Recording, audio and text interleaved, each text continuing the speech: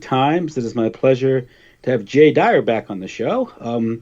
Jay, of course, is the host of Jay's Analysis, jaysanalysis.com. He also is the co-host of Hollywood Decoded. It's carried on the Gaia Network. You can subscribe to that network and catch the shows. I believe that's the second season on that yet? The metrics aren't in yet. It'll be a little while before they make a decision on that. Okay. Oh, I see. Okay. And, of course, you are working on a sequel to Esoteric Hollywood, right? Correct, yes. I'm about a third of the way, fourth of the way done. Okay. So, Jay, how you doing?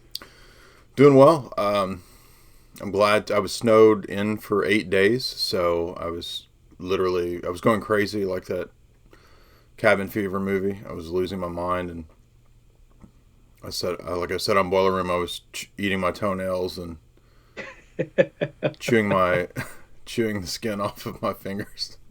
Lucky you collect your toenail shavings, so. Mm-hmm. Yeah. I make a necklace out of them. Do you remember that? Have you ever seen Universal Soldier? Yeah, a long time ago. Yeah. Yeah, the Dolph Lundgren character is a takeoff on the Colonel Kurtz in Apocalypse Now, and he has a necklace of ears and thumbs. That was with Kurt Russell, right? Am I right? Universal Soldier is Jean-Claude and Dolph Lundgren. Okay, because Kurt Russell made a movie like that too, didn't they? Yeah, he did. I think it's just called Soldier. Okay, that's why I'm confusing it. So. Yeah, but Universal Soldier is about super soldiers. It's really dumb. That's right. It's that program. Yeah.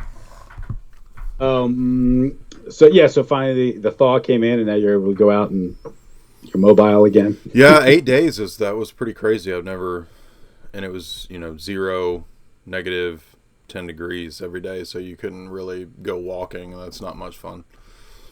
You live kind of a semi-rural area too, so. Yeah, I was trapped in an ice palace. It was like Peter in Narnia in Lion the Witch and the Wardrobe when he's trapped in the palace by Jadis. Well, at least your power stayed on and you had provisions. Yeah, exactly, right.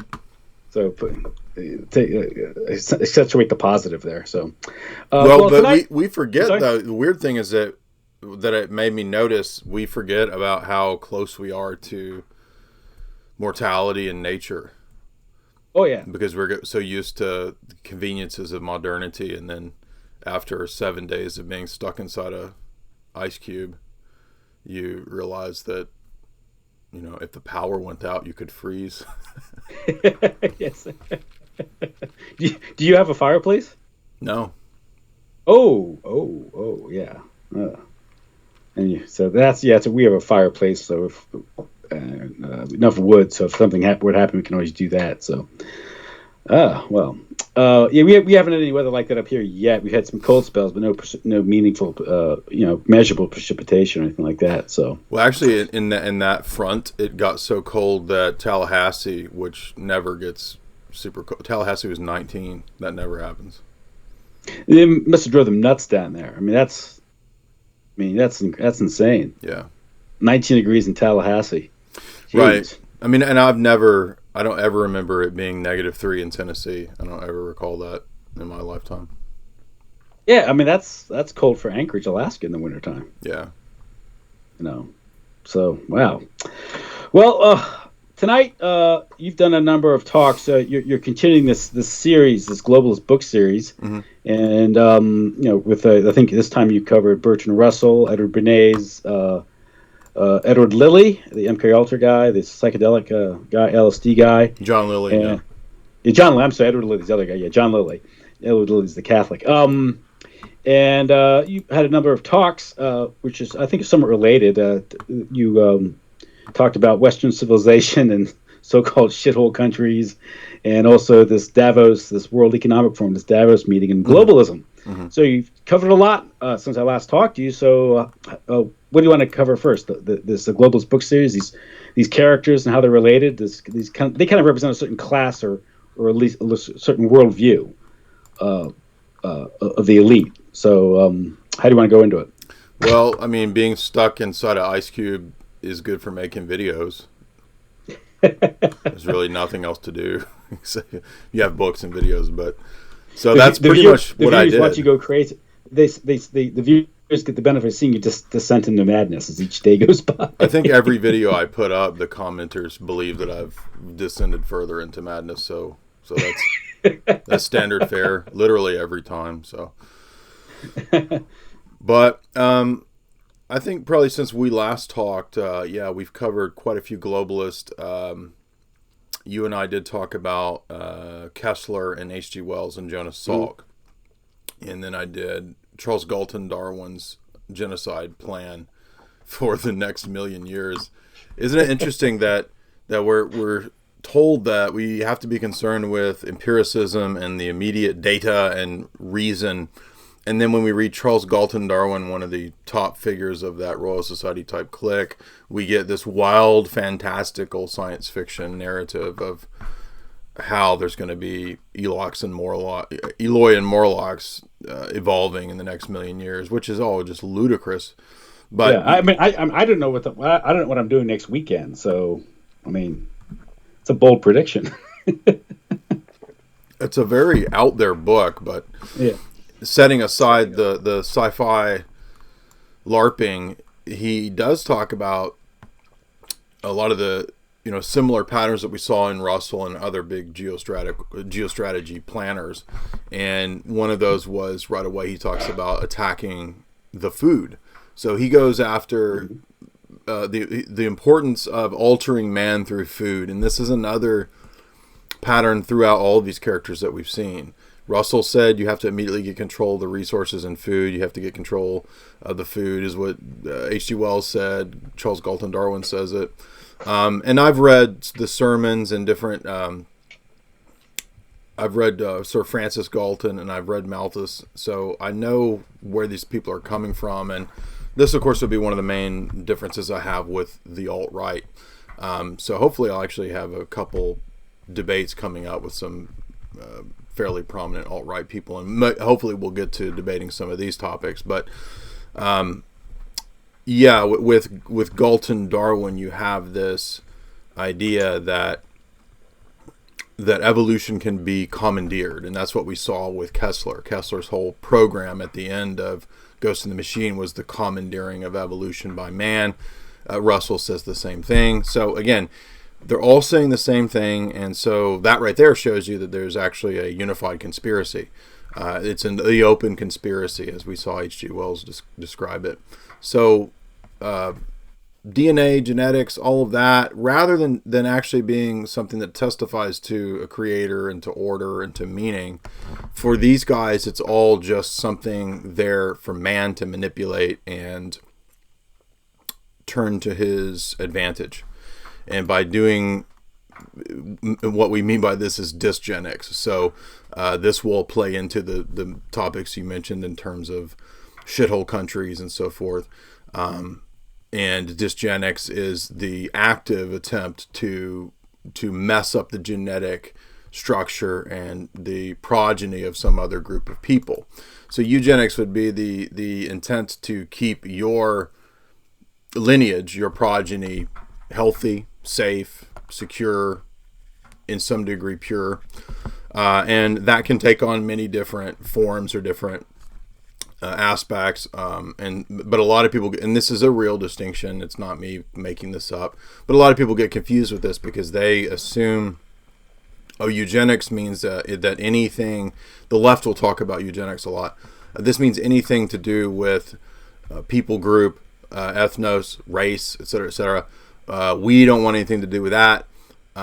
And so therefore anything that talks about that is just there equals eugenics. And that's just simply not true because for one, I mean, we could talk about Babel and the story of Babel. We don't believe in Babel. We don't believe that there needs to be the destruction of distinctions between people groups.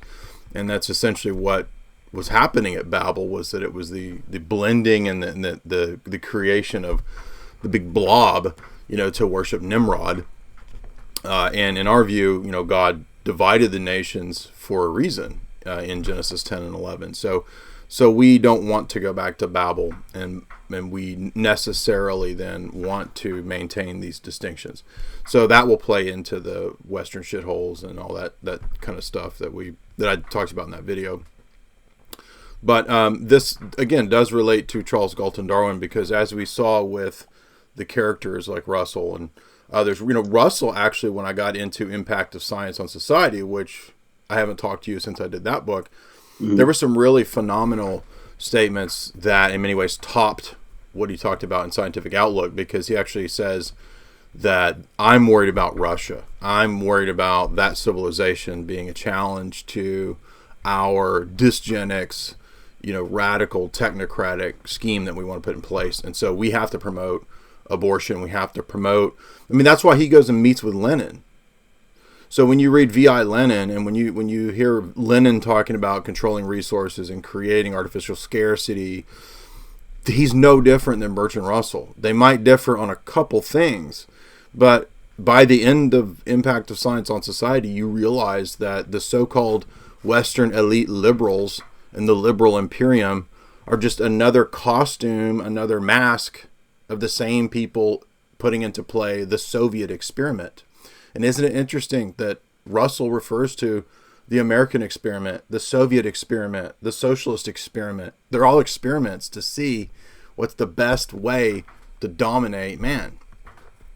And the irony of all this, and I know people will find this difficult to swallow, distasteful, is that the older forms of statecraft that have existed in Europe, that have existed in Russia, that have existed in Serbia, Romania, which would be monarchia, which would be the oikoumene, the ecumenical notion of the empire, the imperium, that gave man much more status, much more dignity, and man had many more rights and much more freedom.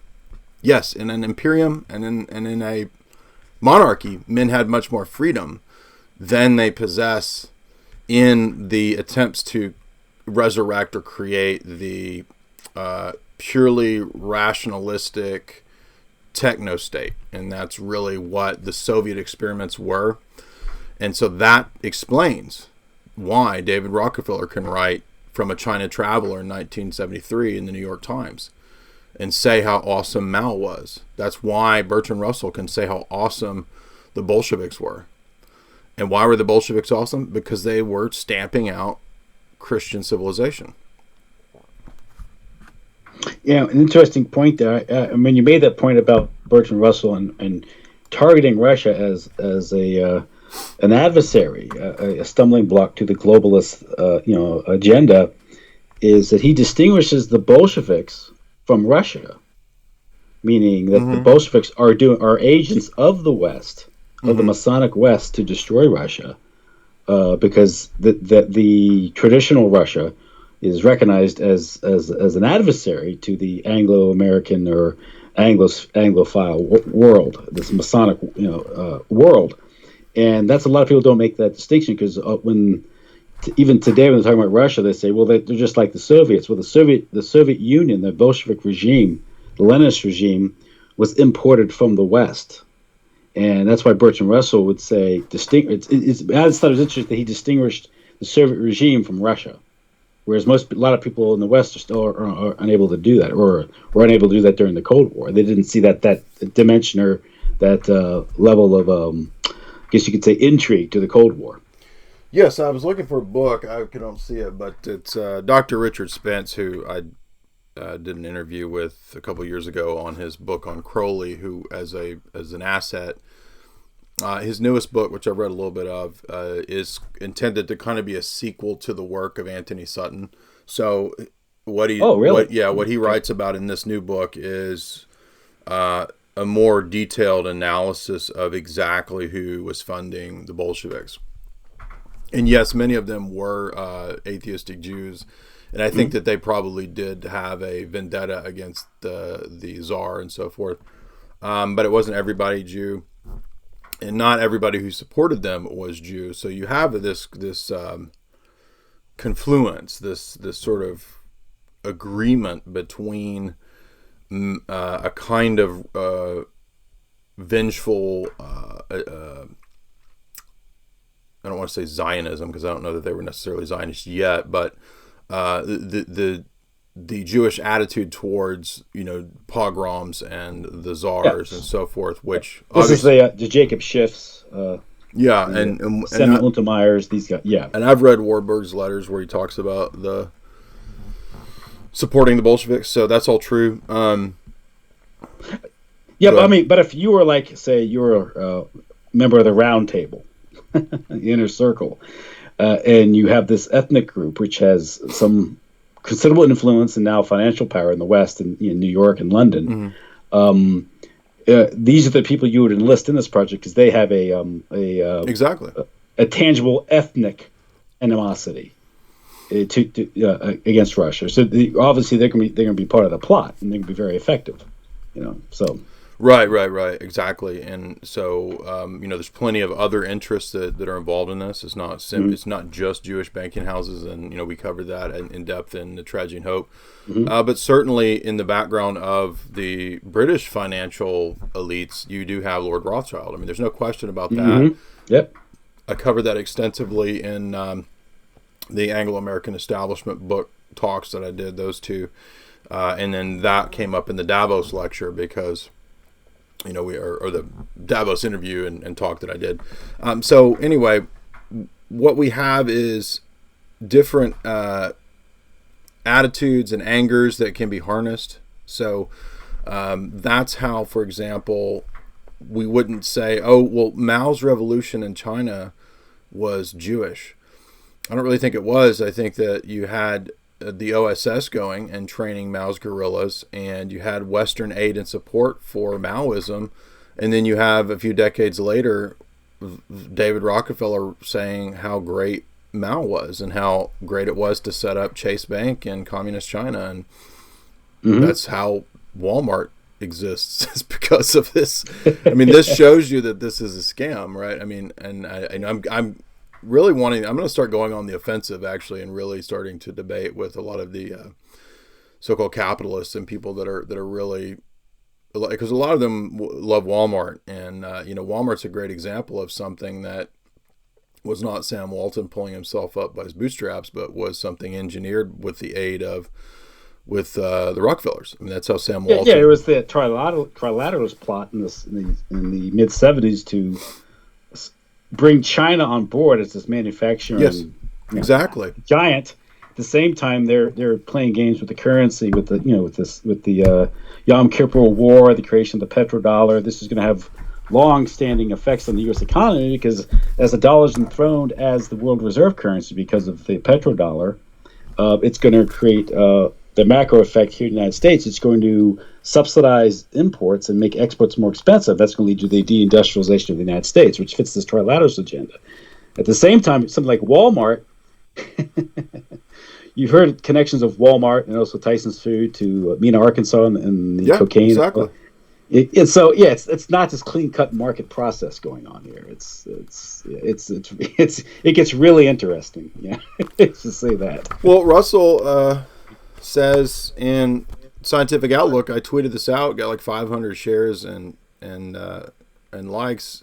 Russell says here that back in 1931 that the West would be deindustrialized and it would move to China. Yeah. He said that in 1931. 1931. Well, if they're writing books like the next million years, writing 75, 80 years later is but yeah, I mean, you've made the point even with China. Was it Sun Yat-sen was a Mason, right? Absolutely, yeah. That I don't think Quigley hints at the weird intermarriages that Sun Yat-sen had, and then I dug up in separate sources. Off the top of my head, I don't recall, but yeah, he was a Freemason, and absolutely, when we look at the history of Freemasonry, I mean, they've had it in their rituals for a long time to get rid of throne and altar. Mm-hmm. So it's an anti-Christian movement, absolutely. There's no question about it, and in fact, and maybe in the future, we can talk about this, but I'm looking and thinking more lately about the Frankish thesis. Have you heard of this? No, what is that? I might have just made by that name. Let's hear it. This is an older Orthodox historical theory about what happened in the history of the West, particularly around 1000 AD, and a little bit before and a little after, and it kind of explains why we have the rise of Charlemagne and then the Holy Roman Empire, and that this could have potentially been a source of problem, or a source not just of political state problems, but also maybe hermetic issues, and that if you read Hoffman's new book, Occult Renaissance Church of Rome, he focuses a lot on Florence and the Renaissance Hermeticists. And what I'm getting at is that there's a book called Romanity, and Father Romanides has a book on this, who I have a love-hate relationship with. But my friend James Kelly has also written a book on this, Anatomizing Divinity, and we did a couple interviews on this maybe 3 or 4 years ago. But the reason I'm thinking that this might be more relevant is that it's not I'm starting to kind of put a few more puzzle pieces together in this older history narrative, where I think that you kind of have these two important periods where you have the rise of the Medicis, and I think Hoffman convincingly demonstrates that is the basis for the influx of Hermeticism into the Roman Catholic Church in the Renaissance period. And hence usury, right? And hence usury, exactly. Yeah. So that's where that goes. And as we know, sodomy and usury always go together. Dante said this. I've heard. What's that group in and around France? What are they called? They were commercial banking. I guess they were Jewish, but they were into like international trade and commerce. The Black Nobility, Venice. Venetians? No, I forget what the term. It was mentioned to me. I think Michael Hoffman might have mentioned it, but I think it might factor into this Frankish theory. Yes, because it's sort of injection of the justification for commerce, which of course we see in the English world with the Newtonian world, right? This sort of. That's where I was going to go with it. Yeah. Yeah. So go ahead. I'm sorry. Well, no, it's okay because but yeah, somebody should, I think, probably look into the parallel between the Frankish thesis and the rise of the Carolingian dynasty, and then what you have in the Florentines and what you have in the Medicis and a lot of those Renaissance characters. I think there would be a lot to figure out there. But anyway, the reason that the Frankish thesis is relevant is because it does come at the time. Well, what I'm saying is that the changes in the Western Church happen at a time when you have the anointing of a new emperor. So and I don't think this is debated by anybody, Orthodox or Roman Catholic, but in 800 you have the Pope anointing a new emperor for the West, and this was seen as bizarre because there already was an Orthodox imperium. So if you think about church history, you have Old Rome and New Rome. New Rome being Constantinople, Old Rome being where the emperor previously lived. And then he moved to Constantinople, and the significance of Old Rome really only retained its luster because of the Roman bishop.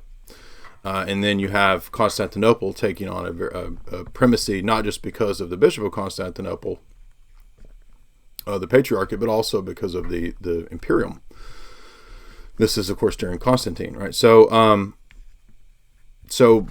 for the period of the ecumenical councils of the church, right, from 325 Nicaea and then all the way up to the 7th/8th council in the 9th century in the universal church, right, for the first millennium, you have the recognition of there being one imperium. And that's why the councils are called ecumenical. The oikumene means the extent of the empire, the imperium. And then because of the sack of Rome by the Vandals, the Goths, you have the loss of the political power in 400 in the West. So the papacy takes on naturally a kind of more important role. This is where you get the rise of the papal states, right? Mm-hmm. So, and I'm not faulting, I'm just saying that it was kind of natural given the geopolitical situation at the time. So by about 800, that's why it seemed strange to the East that there would be the anointing of a new emperor in the West. Why do we need two emperors? We already have, a recognized imperium. Old Rome has already recognized the Orthodox imperium. But the reason is that there was already beginning to be a theological divide at that time. Mm-hmm. So what you have then over the next few centuries is the rise of the Franks and the Carolinians. And if we wanted to have a little bit of conspiracy spice, this probably has some relevance to Merovingians. But I don't think that the Merovingians are related to fish gods. I don't believe that the Priory of Zion is real. I think that's a completely fake conspiracy theory. But anyway, but there is a noticeable change in praxis in the church in the West at this time, where you have, again, not debated, but you do have the addition of the filioque to the creed at this time by the Carolinians. The Frankish missionaries are the first to do it. In Orthodox areas, I'm saying in Romania. And then you also have the switch to using exclusively statuary in the West, which is an interesting development. Some people have argued that that's related to Platonism. James Kelly has an interesting argument to that effect. And then you have the split between the East and the West, obviously, in 1054. So you have two divergent tracks that the East and the West took. And what I find interesting, and again, I'm not saying that this is necessarily a big proof of anything. I'm just piecing together, pretty complex topics, is that what we see is a model of church and state that kind of stays the same in the East. And when you read the decrees of the ecumenical councils and the way that they speak of the emperor, the Orthodox emperor, the imperium, and all that, it's very difficult for me to understand why we would have to have a completely different church-state relationship develop, after 800 AD in the West. And that's naturally what happens in the West. So I don't think anybody debates that there's a different conception, of church and state between the East and the West. So in other words, what a lot of times is accused of the East is Caesaro-papism, or the idea that that Caesar is the Pope. We would just simply say that the opposite is true of the West, is papalo-Caesarism, that the Pope takes on a role of worldly emperor that was never intended or acted upon in any way like that for the first millennium of the church. Ratzinger writes this way in his book Introduction to Christianity, where he says that for the first millennium of the church, it was conciliar, it wasn't a papal monarchy, and that really it was over time in the West, in the second millennium, that this came to fruition. Why? I mean, anyway, I know you probably don't want to debate papal infallibility, but what I'm saying is I think we get two different conceptions of not just man, not just anthropology, not just the meaning of the world, but also church and state. So different conceptions of church and state in the East and the West naturally lead to different social interactions and relations between nations, cultures, etc., etc. The vision of the Orthodox view during the Imperium and then later into post-fall of Byzantium in 1493, you get the church sort of being under the dominance of Islam in the East and having to put up with caliphates and so forth, except in Russia. So you do have the continued acceptance in Russia and Serbia, Romania, right, of these Orthodox Christian monarchs who protect the church. So for me, it's just fascinating that I think that just contained in the symbol of the double-headed eagle, which is not a Masonic symbol, it's not a Scottish Rite symbol, that was an ancient Orthodox symbol of the symphonia between church and state. For the first millennium of the church. It goes back to Byzantium. So it has nothing to do with Scottish Rite 1700s Freemasonry that was appropriated by them.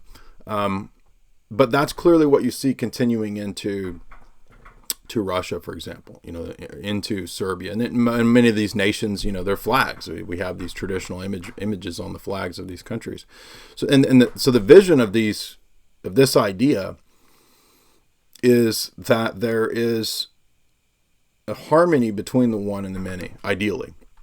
Yes, there will always be people arguing and fighting. That's unavoidable. But we strive for a harmony between Christian nations and peoples on the basis of the faith first and foremost. But then the different nations and peoples retain who they are. And we can see this in different ways, as evident in the fact that you have historic liturgies that use most of the time cultural expressions of language or national traditions of Armenia, we would say, is in schism. But when Armenia was originally Christianized, it was the church in Armenia.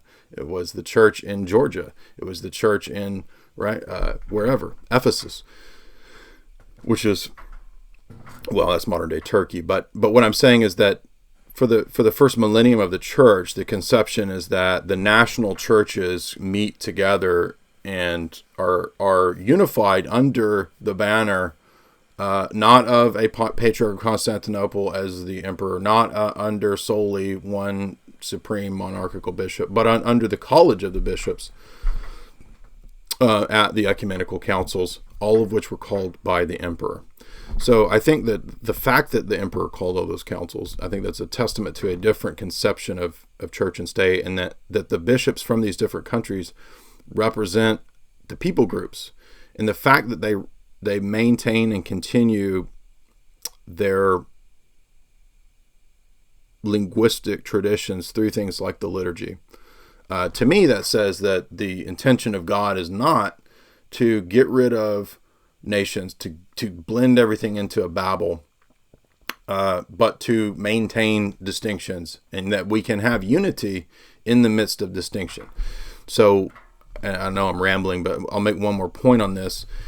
A lot of times when you discuss this, people immediately sort of get triggered and they go into freak out mode, and they'll if they have some kind of biblical or Christian type perspective, they'll retreat into something like Galatians, where Paul says, in Christ there's neither male nor female, Jew nor Greek, slave nor free. And quite simply, that is the stupidest argument for why there should not be ethnic distinctions anymore between peoples, precisely because if that is the argument you're making, then it also means that there's no gender anymore, that there should not be gender distinctions, and that there should not be class distinctions. So basically it lends to some sort of social justice warrior communist type perspective, which I don't think most Christians want to go in that direction. But for us, that does not mean that nationhood, or that the idea of the ethnos is ever above, or that it ever transcends in some mystical way the faith. So for us, the faith itself is first and foremost, should be, and that's why, for example, we can't ever accept things like Teutonic Aryan paganism, Nazism. Those things are unacceptable. There's some great articles at Soul of the East by Ivan Ilyin, the Russian philosopher, rebuking sort of Aryan paganism, precisely because it's a return to a kind of biological worship, a worship of biologicization of man, not recognizing that man is more than merely biology. But at the same time, we can also recognize a distinction in cultures. I mean, this should be common sense. All of our forefathers before 1960 thought this way. There was obviously a distinction between cultures. I was just thinking about how Jesus himself has no problem in the Gospels castigating one city as completely corrupt and degenerate. Capernaum, he says, right? How do you think you will escape the gates of hell? Rather, you will be pulled down to Hades, he says. He says, you're worse than Sodom and Gomorrah. So in other words, Jesus is not a cultural relativist. He has no problem, castigating certain places, regions as being exceedingly wicked. This should be common sense, biblically speaking. So there shouldn't be this egalitarian presupposition on the part of anybody who takes historic Christianity seriously, to try to think that, oh well, because Jesus came, this suddenly means that we're all supposed to be completely equal. That's just simply not true. Number one, because in our physical being, we're obviously not completely equal. Males and females are biologically absolutely distinct in their chromosomes from birth, right? I mean, we are different and distinct in our gifts and our talents and our abilities. So all of this should really be common sense. And it's funny, I was just reading through Proverbs, and I was just kind of taken aback at how I was, back when I was a Protestant, I would read Proverbs all the time, and it didn't even occur to me how many times in Proverbs you have discussion of what it is to be aristocratic, what it is to be noble. In my translation, I'm sure different translation, but the same idea is there. What it is to respect the king and to respect authority. All these principles are biblical, and a lot of times, how can that be true? Because the Israelites wanted a king, and right, and God castigates Israel for one. Actually, when you read that, they're not castigated because they wanted a monarchy. They're castigated because they wanted a monarchy like the pagan nations around them, so that they could basically fall into a kind of king worship, which is what happens in the books of Kings. But when you go back to Genesis 49, one of the earliest messianic prophecies is that the scepter will not depart from Judah until Shiloh comes. That's always been seen as a messianic prophecy. The scepter being the royal lineage, the Davidic line is already being predicted there in Genesis 49, and then it won't depart until Messiah comes. And what happened when the Messiah came in 70 AD? The temple and the monarchy were destroyed in Israel by the Romans. So that's actually, I think, a very strong proof of not just Christianity, but also the general testament in the history of the biblical presentation towards monarchy, towards hierarchy. And that's why the church and the nations that the church Christianized for the first millennium, and even still today, roughly, this form of government is what just became the norm. So, there's no republicanism or Sovietism in the Bible. And I was listening to some trad podcasts and some alt podcasts and shows very recently, and they were holding up people like Julius Evola and saying, "Here we go, here's the model."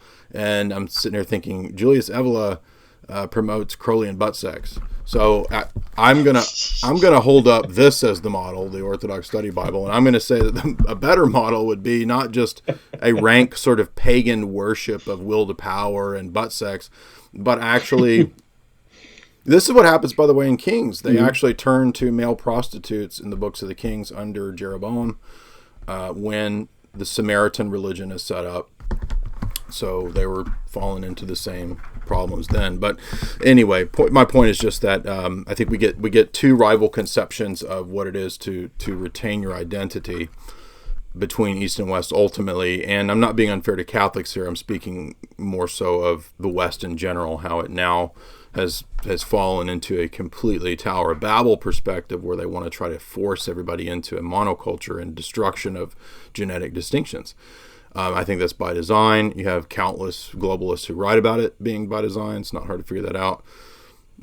But when it comes to the Roman Catholic Church, I think it's very unfortunate that the more recent statements of the papacy have basically been in line with this kind of globalism of, don't have borders, let the wall. Of course, the Vatican has big ass borders around it, giant wall and guards, but we shouldn't have borders and so forth. And that's just because we've become so immersed in cultural relativism, and that we're bad, and we should feel bad, because white people extended, themselves across the globe. We're supposed to feel bad for that, but that's really a hypocritical. There's no moral high ground by the people who try to take that, because they don't actually have any moral high ground. Number one, because they're moral and cultural relativists. So how are they going to say that it's wrong in it at all? They may not like it, but they don't have a basis for saying it's wrong. But anyway, I'm sorry, I've gone crazy here with this coffee I've been drinking, rambling. Well, yeah. On what basis would say someone of Aztec lineage condemn the West? This reminds me of a great thing that came up in philosophy classes in college. Would be two things: female circumcision and Aztecs. Mm-hmm. This always came up, and I would actually bring it up quite a bit because, you'd have the feminist professor who's like literally sweating, what do you do? Because female circumcision, if you say it's wrong, then you're basically saying that culture is practicing something that you think is objectively, morally inappropriate or, quote, wrong. But no, they get more outraged over a perceived wage gap than do over female circumcision. That's a great point. Yeah, I mean, who cares? They don't bat an eye at Saudi Arabia, right? Yeah. It's because it's about, again, there's no moral or philosophical logical consistency here. It's all about whatever argument serves your purposes at the time: will to power, intimidation, and these things. So trying to get a rational argument from these types of people is a fruitless endeavor, because that's not what they're there to do. They're there just to use rhetoric and language, ambiguous language. I was reading Billington's Fire in the Minds of Men, just talking about revolutionary language. It was inherently ambiguous for a reason. Yes. You don't want to be pinned down to anything. You just want to make these stupendous. It's like bumper sticker philosophy, right? It's or now it's like what you might put on a tweet or something. That's a great way to put it. Yeah, it's part of the destruction of the language and the hashtag removing me too. Removing of nuance, and it's mindless, totally mindless. But yeah, I mean, it's a great point. How these divisions within the church and the right after the first millennium had these long-term consequences. One, the gradual, infiltration of the Western Church by elements, but I guess as a development, maybe Freemasonic elements. You have. I had a recent interview with David Wemhoff in his book. Yeah, he takes on these issues. He's written a couple articles on ethnicity and the importance of ethnicity. Actually, I was reading it just today, an article on his website, The American Proposition, about ethnicity, about America, how there's no America, there's no nation. America, United States has no ethnicity to it. Right? It's this propositional nation, and then therein lies so many of its problems. The church today it's embraced Americanism, and this is part of this doctrinal warfare that was waged right after the Second World War with people like Peter Grace and Edward Lilly. They wrote up this part of the Psychological Strategy Board. They're trying to warfare that. They were targeting all the churches, but the Catholic Church proved to be a particular target because it was at that time considered an adversary. Catholic doctrine was considered a problem by the power elite in the United States. Absolutely. But also as a potential asset because of its worldwide reach. Its offices could be infiltrated, and the office of the papacy itself, having so much power, becomes a target. And this might be an argument for more of a conciliar establishment, where you don't have one target, but because of various intrigues in the 1960s and Vatican II and these things, the efforts of Henry Luce and his and American press, Time Life Empire, they controlled the interpretation of Vatican II, which more or less determined how people would see Vatican II. And from that, they were able to infiltrate the church and get things like indignitatis humanae, right? This idea of religious freedom, and fundamentally changing, although Catholic doctrine wasn't changed, it fundamentally changed understanding Catholic doctrine, which is essentially the same thing from a practical perspective, how it's being carried out. And this notion of a confessional state being primitive, outmoded. This was the work of John Courtney Murray, saying that the confessional state was relevant for a certain time in history, now it no longer is. And the American system is the ideal system, and that's what should be embraced by the church, and the idea of religious freedom and these things is all part of human dignity. And when I was talking to David Wemhoff, I made the point that America, the United States, isn't a Catholic nation. It's not a nation per se. It was supposed to be very decentralized with various states. It was a confederation of states, but be that as it may, The United States is a Masonic republic. It is what it is. But there were other countries that were confessional, were historically Catholic, like Spain, Italy, and Portugal. And those countries were targeted by the West to destroy the confessional state. And once the confessional state was destroyed in those countries and liberalism was imported, pretty soon you have this radical, this dramatic decline in not only the culture and the economies of those countries like Spain, Italy, and Portugal, where they're no longer, their birth rates are below replacement rate. Hardly anyone's going to church anymore. They're bringing in all the radical, perverted ideas of the West, like gay, sexual revolution, gay liberation, and these things. So there you have it. The proof is in the pudding. And I said this. So and throughout the Cold War, particularly after 1960s, after Vatican II, the Franco regime was ridiculed as being a dictatorial, being illiberal, and in 1978 when they adopted the Western Constitution.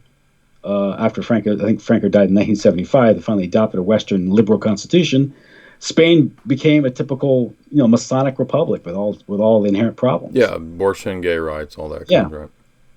They had a gay pride parade this past year in Spain during a Christmas celebration, the Three Kings Parade, which is a Catholic celebration. Mm-hmm. And the same problems afflict Italy and Portugal, these historically confessional states. But there is a concerted effort to destroy these states. So what they're saying is these states cannot be tolerated. Yeah, I mean, this has always been the plan of the infernal powers, because they knew that once that they could remove the idea of a Christian state, they could easily try to stamp out the church or co-opt it. And this is where you get the theory of the Alta Vendita, which is the document that purports to show one of the Masonic plans to try to capture the office of the papacy. Mm-hmm. John Benari puts that out. I don't know if it's still in print, but yeah, I mean, the Alta Vendita shows straight from the lodge, basically the Grand Orient Lodge trying to argue that rather than being naive and thinking that the papacy could be destroyed, as many of the revolutionaries thought, why not just turn it into an agent of change? I think that it's pretty obvious that that's what's going on. And when you read a lot of these books, you start to see that, you have Malachi Martin even talking about the grand design. He says that John Paul II wasn't interested in eternal realities, but in geopolitical strategies for the grand design. Now, Malachi Martin is a dubious character and, worked for probably B'nai B'rith or something to that effect. So I don't trust him, but the fact that he's great friends with Paul VI and John Paul II tells you everything right there. They say, these are my great buddies. And look how great I am in helping to get these changes through under Cardinal Bay at Vatican II. So I would say that when it comes to Vatican II, most educated traditional Catholics know that it's not just Vatican II that's the problem. We actually had many years and maybe even a century or two of movements and ideas of change in the Roman Catholic Church that the papacy and these entities, publicly at least, opposed, over and over since the 1700s with the anti-Masonic encyclicals since then. But of course, Hoffman does make a great point that why did none of these popes call out usury? Isn't it interesting that the acceptance of through casuistry of cases where a usury can be done? And I think that that's probably directly connected to the Rothschilds being the papal bankers. This is what we get into when we focus on geopolitical concerns ahead of theological concerns, and that's really, I think, what happened in this situation, and why bureaucracy really becomes the new god. So anyway, a modern example that would be the Roberta Calvary, the Vatican Bank, and Branco Ambrosia, and how the Vatican was embroiled in this drug running mafia, CIA drug running operation in order to funnel funds to solidarity, right? And Yep. again, worrying about geopolitics, obsessing on geopolitics, and I guess forgetting doctrinal purity, and also even to ultimately its pastoral duties. Yeah, I mean, John Paul's hanging out with William Colby. He's not hanging out with Saint Basil.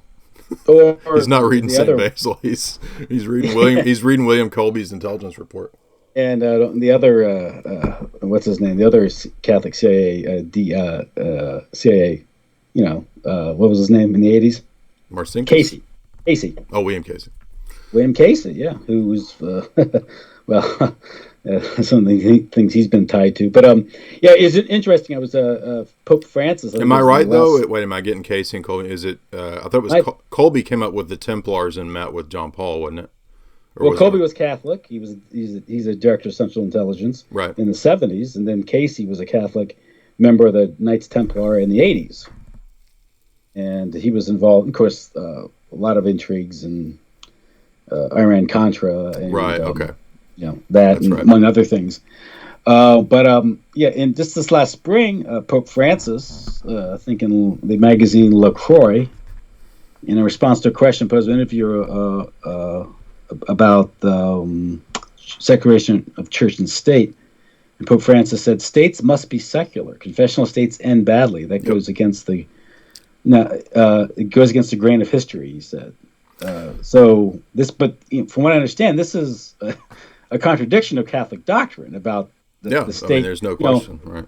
Yeah, historically, the state called for a confessional state where the church was given privilege. Now, if you're not a Catholic or whatever, okay, you don't agree with that. But I'm just saying, just from a Catholic standpoint, the ideal state would be a confessional state, recognizing the church as the church, and then allowing for religious free religious practice with some reasonable restrictions, because they want to, protect the country from being led astray. Because this comes from the doctrine of saying that error has no right. There's no right.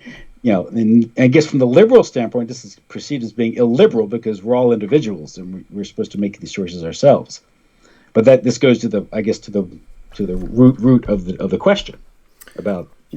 Yeah, I mean, the whole idea of liberalism is that it's relativistic. There is no such thing as authority because there's no transcendent. Whether every liberal realizes that or recognizes that is irrelevant, because that's the system that they're proposing. So they may believe on the one hand that there is a God and that there is absolute truth, and then when they try to also be a relativistic, democratic, liberal, quote unquote, those two systems are completely incompatible. If your conception of God is anything connected to historic Christianity, because look, this is not even debatable. There's no question to this. We already have ancient. The Code of Justinian is a Christianized imperium. It's an Orthodox Christian imperium that stipulates all kinds of things on the basis of not just good principles in common sense and Roman law, but also from Scripture. So, and the Church Fathers and the canon law and so forth. All of it goes into play in something like the Code of Justinian, or the Institutes of Justinian, as it might be titled. And that would be normative in the imperium. So, in other words, there's no debating this. It's already known. It's been known and practiced for hundreds of years once the empire was Christianized. In the East, Constantine is basically conceived of as next to the apostles. We don't literally call him an apostle. It's just a title of honor. But because of Constantine and his successors, the Orthodox emperor actually had the right to go behind the iconostasis, something that was only accorded to priests generally in the Orthodox tradition in the East. But because of the power and because we saw the emperor as a version of divine justice reflected on earth, for the East, it's just absolutely inconceivable. And that's why when I was doing the Tragedy and Hope lectures, I emphasized so strongly the fact that Quigley was right when he was saying early on in the book that the wars of the 20th century were to destroy these ideas, to destroy the idea of authority, to destroy the idea of imperium, to destroy the idea of transcendent hierarchy, and to replace it with the inversion: democracy, freedom, liberalism, equality, all the Masonic dictums that we've been force-fed our whole lives, which are just not true. So we've been forced. Yeah, I mean, someone might be listening to this and saying we're advocating monarchy and hierarchy and church privileged established church and these things are liberal and they make demands upon the individual to support and respect, and also lends basically agree to be governed by these institutions in one degree or another. And this is illiberal because we should be able to make these decisions ourselves. Every man is a king.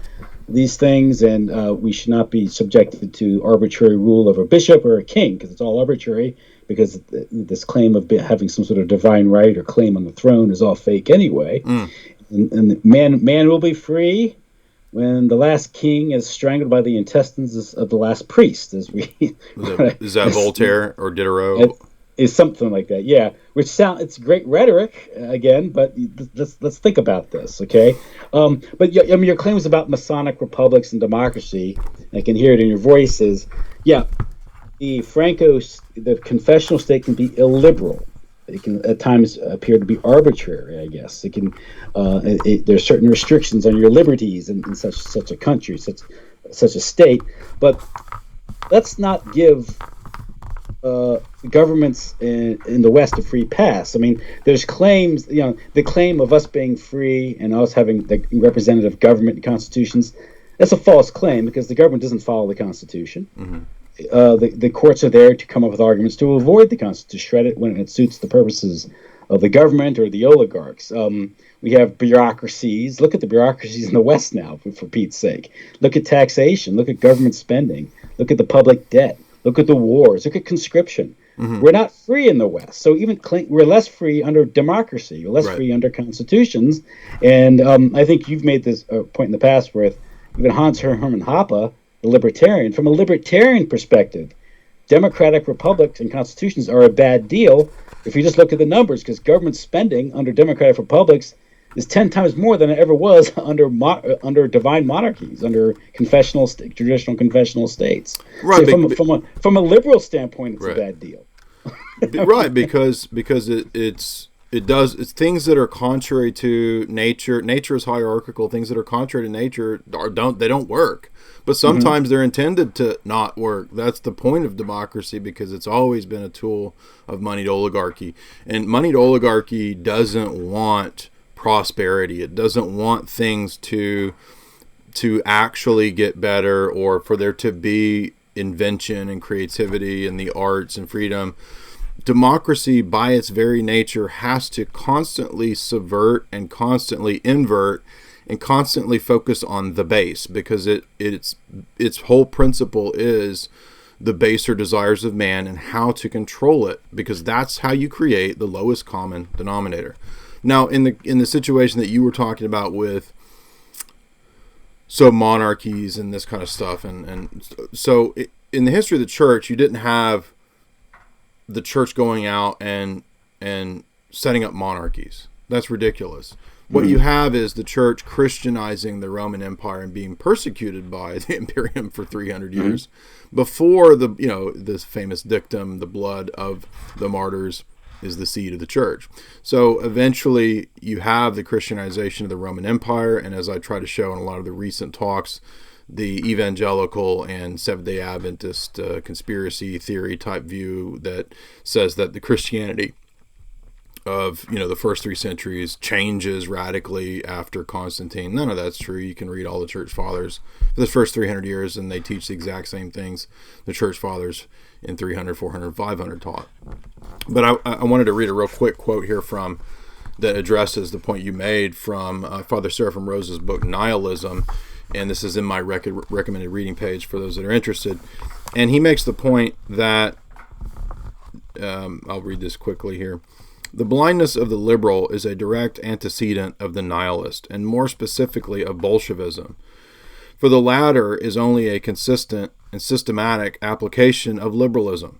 It is the supreme irony of the liberal view that it is precisely when it is its deepest intent shall have been realized in the world, and all men will be liberated from the yoke of transcendent standards, when even the pretense of belief in another world will have vanished, it is precisely then that the life as the liberal knows or desires it shall have become impossible. For the new man created from liberalism, from that disbelief, it produces only what can be seen is in the last analysis as illusion, which is what liberalism was originally intended to dispel. So in other words, because it's nihilistic, the original telos of purpose supposedly of liberalism, which was to create a new humanity, a new man, because it ends in nihilism, that is illusory and it means absolutely nothing. What does it mean to be a new man if we live in a nihilistic world? It means nothing. In the Christian order of politics, it was founded upon absolute truth. So we have two competing, absolutely mutually exclusive views of the world. You can't mix Christianity and liberalism.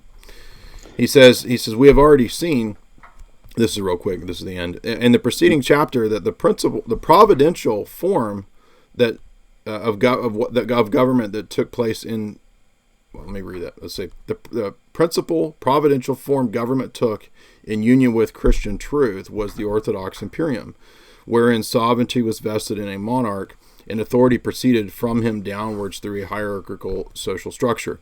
We will see in the next chapter that the inverse is true in democracies. The people, quote unquote, are the sovereign, and they are understood as the, quote, authority that proceeds from below upward in a, quote, egalitarian society. But of course, we know that it's not egalitarian, really. It's egalitarian in name only.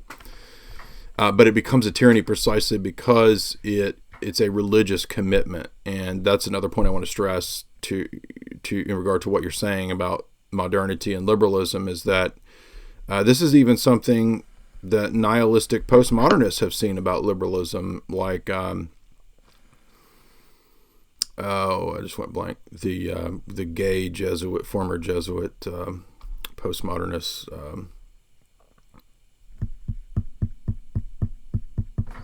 What's his name? Who's the most famous postmodernist gay Jesuit? Chardin or no? He went straight into philosophy. And I think he didn't fully become a Jesuit. He studied it. But he wrote a famous essay I read back in my undergrad days about how modernity, in its attempt to get rid of the idea of hierarchy and pastors, and all it did was replace it with another form. Michel Foucault. Michel Foucault. Okay. All it did was replace it with another type of hierarchy, doctrine, dogma, right? And this is a similar argument that we make a lot with radical materialists, is that it's another religious commitment. And he's making the same type of argument with progressives and Democrats, as he's saying that, look, you might as well be a postmodernist because your position leads you to nihilism. So actually the postmodernists are more consistent than the progressives and the Democrats.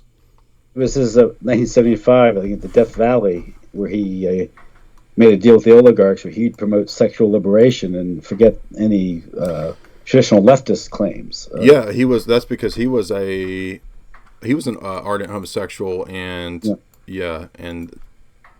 that's right. I forgot about that. And I think he claims he had some kind of experience and he saw the abyss. He was probably into some weird occult stuff. Yeah, and he said the idea is we're poor but we're sexy.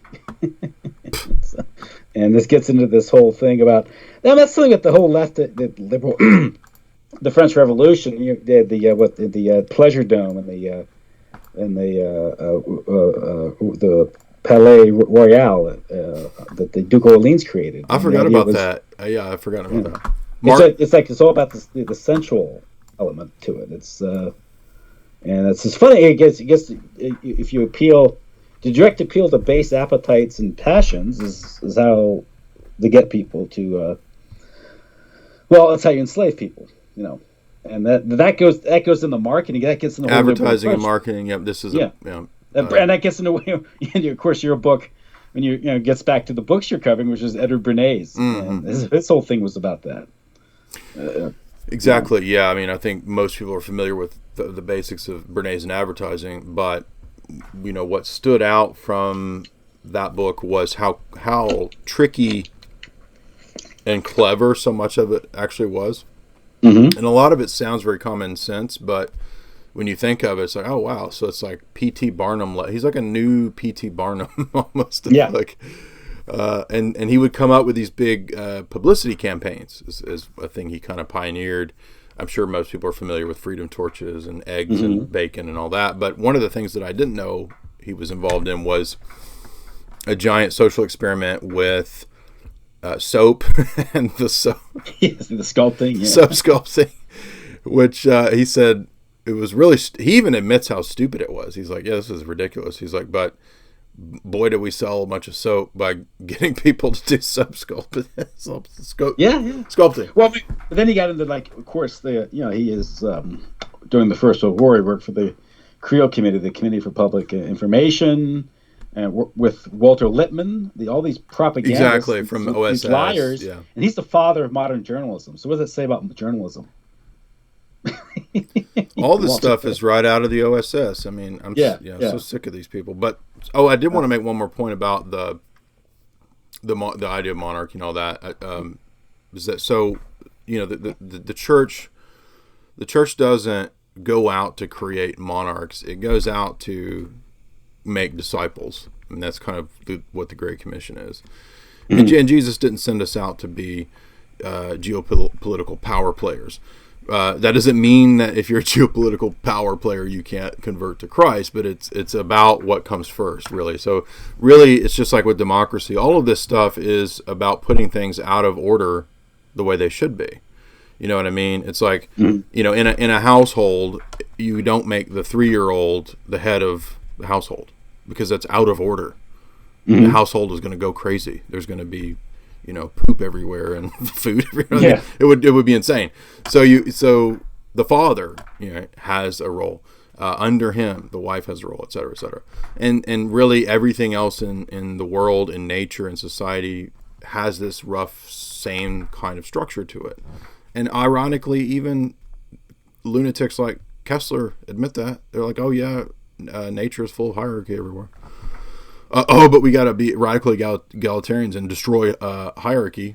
Well, isn't that interesting? Because that almost seems like, to be consistent, you're going to have to make a war on nature, won't you? Because nature itself is hierarchical, and that's what these seriously deranged Luciferian types, they really do make a war on nature. They really do believe that it's a kind of action of dark power to basically to do something nihilistic like that, to deface nature, to deface creation, to deface humans, to create something GMO. I think is ultimately Luciferian. Because it's anyway. So, but I back to the point of monarchy. So we basically, all we're saying is that we do have a long-standing working model of church and state relations. I'm not saying that what we do now is that we're gonna go convert a bunch of monarchs and then force. You don't go top down like that. The conversion process happens through the people. And yes, it could be a monarch converting right away. Who knows? A leader, whatever.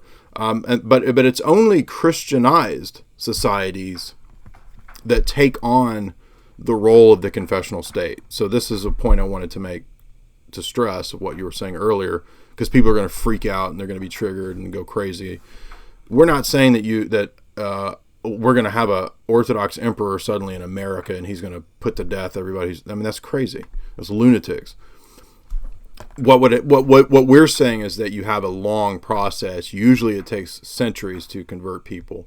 And then comes the idea of the rulership. And in the history of the church and in the history of Israel, that rulership took on a hierarchical, monarchical form. And the role of the ruler, his power, it does not come from the people. It comes through the anointing of the church. This is how it was always done. Every ruler in the West, even prior to Charlemagne in the West, kings were anointed. It was the same in the East. You have it's called a coronation ceremony. It's been done for hundreds of years in Christendom. This sounds so crazy, and people are so like, "What in the world? That's insane." Well, it's been done for millennia now. Nothing new here. But it also doesn't mean that, oh, well, if I can get online and Google and find a Christian empire somewhere, or maybe I can find a monarch somewhere. Like some of the monarchs that are around today are the worst human beings alive. So it's not, Nero was the beast, I believe. Yeah. So it's not like hierarchy and monarchy itself is inherently, and many of those people are just CIA puppets anyway. I mean, the Shah was a CIA puppet. Mm-hmm.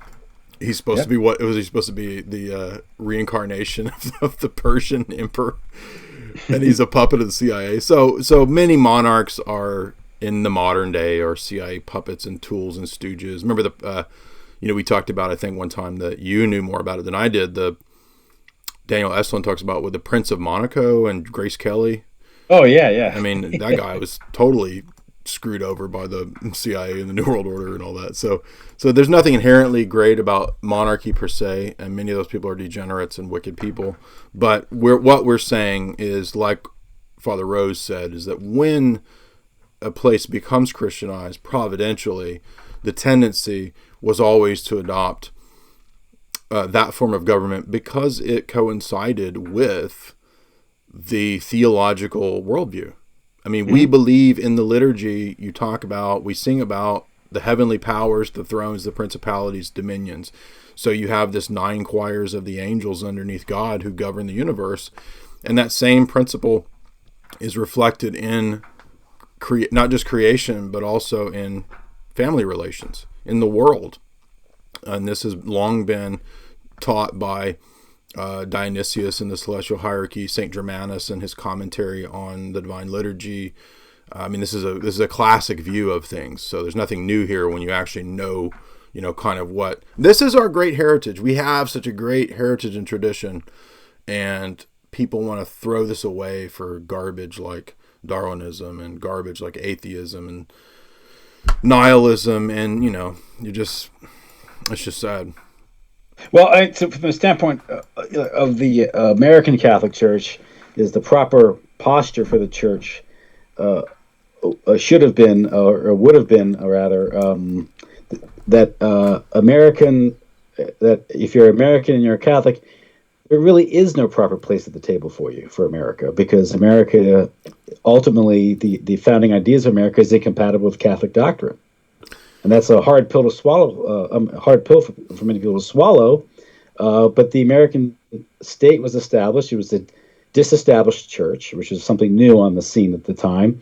But the America itself was highly decentralized. It did have established state churches at the time. But be that as it may, what happened was that. By the way, we still have established church. People don't know this.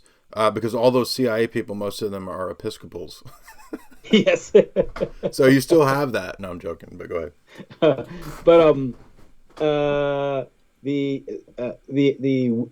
guess the ambition or the desire for Catholics to have a seat at the table. I think Claire Booth Lucy even wrote about this. There's a quote of hers that David Wemhoff talks about how good she writes in a letter how good it is for finally to have a place at the table. To sit at the table with the elite, and this sort of seduction of the American Catholic Church. And he makes the point that this pluralistic society generates a lot of wealth and prosperity. So it's very alluring to a lot of different people. Well, are we going to serve God or mammon? Exactly. That's what we have to get to. It's the ultimate question: is what is a good society? And this is largely subjective. But again, it's not about making more money. Having more perceived power in these things, and that's where the Church and the American Catholic Church became. Well, the Catholic Church became Americanized, and that's when it was utilized. I think it was Henry Luce who realized. He gave a speech in the late 40s about American Catholics being much different than other Catholics, and America's position in the world after World War II with its victorious dominant power of the empire, and they could use that the prestige of America and use more or less Catholic frontmen to go out and infiltrate the church and use church offices throughout the world to spread globalism, Americanism, which is globalism, this World Economic Plan, which Henry Luce wrote about. We all see, came in the fore with the Bretton Woods system and these things, and in the 70s with the petrodollar and the whole idea of globalism itself is part of this World Economic Plan. But he made the point that a lot of Catholics will be offended by the policies in China vis-a-vis the Catholic Church because they suppress the Catholic Church in China. And he says, well, it's not so much Catholicism that the Chinese Communist Party is worried about, and the Chinese Communist Party really is represents the ethnic Chinese, for better or for worse. Yeah, this is... And they're afraid of liberalism, right, being injected into China via the Catholic Church. So, and right, and now point. I'm no fan of Chinese communism or anything like that. I think it's a wicked system.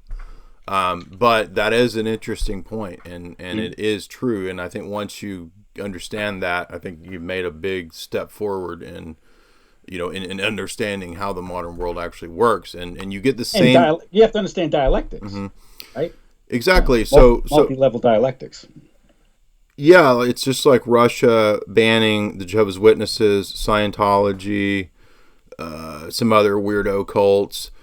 I would say that is a step in the right direction, precisely because they recognize, and they even say this, that those can be tools for intelligence operations. And they are. Absolutely. The CIA has a long history of exploiting cults and religious groups. I mean, come on. Scientology itself has ties back to naval intelligence, even going back to Crowley, correct? Which is British intelligence. Right, exactly. And then with Hubbard, right, exactly. Yeah. So it actually makes sense why they would do that. Now, that doesn't mean that the Chinese regime is virtuous or good or whatever, but it means that a lot of Catholics who would be buying into Cold War dialectics, reading National Review and listening to Glenn Beck are going to think that it's just because they are atheists. But there are, that's what an arrogant thing to think that nobody else in the world has any understanding of the fact that it's actually dangerous to allow these things like we saw in Ukraine once the West got into Ukraine. It's dangerous to allow these, the tranny marches and the gay marches and all this stuff and the exportation of this stuff that, I was talking to a guy who was in Iraq, and he was saying, yes, what you said on Boiler Room is 100% true. The weaponized porn that you see in Men Who Stare at Goats at the end of the movie when they're talking about... Yeah. He said, I was in Iraq. That's real. It's true. That's what the Israelis did in Ramallah when they occupied it and imposed a curfew and took over the television station and started I remember you saying that, porn. like Skinamax suddenly comes on or something. Yeah, and they don't recognize cultural aggression in these things, and that's another thing is we're getting in the areas of some people this is too subjective, you're being too prescriptive with these things, but the weaponized culture is there, and it's not I wrote a book on it. I wrote a book on it. I have Hollywood. Yeah. I have my master's thesis was on this topic of how to weaponize pop culture. So, maybe I'm an expert. I don't know exactly what qualifies it, but it's a real thing, and absolutely 100% they know how to weaponize culture. But that's absolutely tied to the cults and shells and fronts and using things for other reasons that most people don't recognize. And look at the moment Spain liberalizes in the 1970s, all of a sudden the culture war gets injected into Spain. Coincidence? Right? There's a coup in the Ukraine. All of a sudden they get tranny queer parades in the Ukraine, destroying traditional Ukrainian culture, Russian culture, Slavic culture, these things. And so is it just a coincidence? Give me a break. No, not at all. And that's why it's so hard to get that across to libertarians and people that are fans of Americanism. Yeah, this is what I wanted to get you. We often hear about cultural Marxism, and it's very important. Mm-hmm. I've heard the term cultural capitalism. Yeah, I keep trying to come up with a good term. That's a good one. I've been calling it corporate communism because I don't want to. I want to distinguish it from fascism because it's not because even in fascism you could have private property and a family. I mean, that's actually under attack. You can also have traditional. I mean, because I don't think the regime of Mussolini would be so arrogant as to start promoting tranny stuff. That's what I'm saying. You could have a family and private property under Mussolini. Yes, but there is something corporate capitalism. This goes back to that whole thing with what Wemhoff was writing about, how this is all part of a world economic plan. Yes, and that's what Davos is. Yeah. And this is breaking down culture, because you have to break down local cultures and traditions to facilitate markets. Mm-hmm. If you want to just boil it down to a business plan, I think something more sinister than that, because this just gets the whole thing with the opium wars and promoting drug addiction to destroy the culture, to soften up the culture, to manipulate it, to ultimately to enslave it, to inevitably turn the whole China into a bunch of factories and these things. So same thing with Latin America, with the whole economic hitman model, where if you destabilize a country, you keep it from developing its resources, you can buy up on the cheap, you can impose something like the Bretton Woods system and the petrodollar, which is based on debt and inflation. So you can indebt these countries while you're enslaving and impoverishing them, using the labor and the resources of the country as collateral. So you can claim that. At the same time, if you destabilize, the labor becomes cheap, and all of a sudden you have cheap labor for your factories as you're deindustrializing the United States. Pretty sinister, but they're doing it. And then the libertarians will say, well, this is just the market. Walmart's great. Exactly. Yeah. Peter Schiff's always talking about how great Walmart is. So Walmart's great. Yeah, and I'm thinking, on one level, I get his point. I don't want price controls, this stuff, and all this. If I believe the sound money, that's good too. That would work. But then again, if men were angels, fiat money would work too, right? So, right. It's not. Again, we're getting back to a spiritual, moral. It gets back to the question: what's a moral, just society? Well, see, here's the thing, and this is a point where there would be agreement and disagreement with somebody like Dugan, and I keep getting people asking me, why are you a Duganite? I've already talked about this many times, but Dugan on the one hand wants a form of cultural relativism where maybe we can guard against tyranny by allowing decentralized cultures to do their own thing. But that runs contrary, number one, to the traditional Orthodox view of there being absolute truth. I mean, that's what Father Rose was saying, is that the traditional development of our view of church and state became Orthodox imperium. So imperialism necessitates the idea that there is one absolute truth. There is no cultural. Let me put it this way: there is a sense in which there's cultural relativism, and that's why the imperium has always allowed different liturgies, different languages, different practices, and so forth that don't conflict with divine positive law, as you pointed out earlier. I completely agree with that, and we agree with that.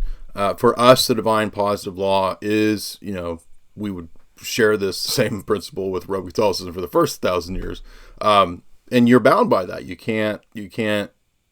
Your nation can't, for example, institute bestiality. I mean, this goes against moral law. It goes against positive divine revelation, etc. So on the one hand, there is a universal aspect to this absolutism, but that is also not a dialectic. We always want to and this is what you see in the ecumenical councils when they're hammering out Christology and when they're hammering out the Trinity, and ecclesiology, they're wanting to avoid dialectics. We don't want the one to be set against the many. There have been some great philosophical books that have been written about this, and it necessarily, your worldview will necessarily be your society's world will be reflected in the social order. So the social order will have either a striving for balance between one and many, or it's going to tip over into one or the other side, and you're going to have the anarchist saying that it's all got to be the individual, or you can have the collectivist saying, oh, we're all under one, or the imperialist says, oh, our Teutonic racial dogma says that, you know, we are the chosen God race through evolutionary principles or whatever it is. But no, we would say none of those are true, because those are all relativistic, and that we actually have a specific revealed anthropology and a revealed doctrine of how we ought to strive for our church-state relationships to be. And they don't, at least what we strive for is that we don't want them to be out of balance. We don't want there to be a loss of the richness of the diversity of different cultures. That's why there is the Tower of Babel being dismantled.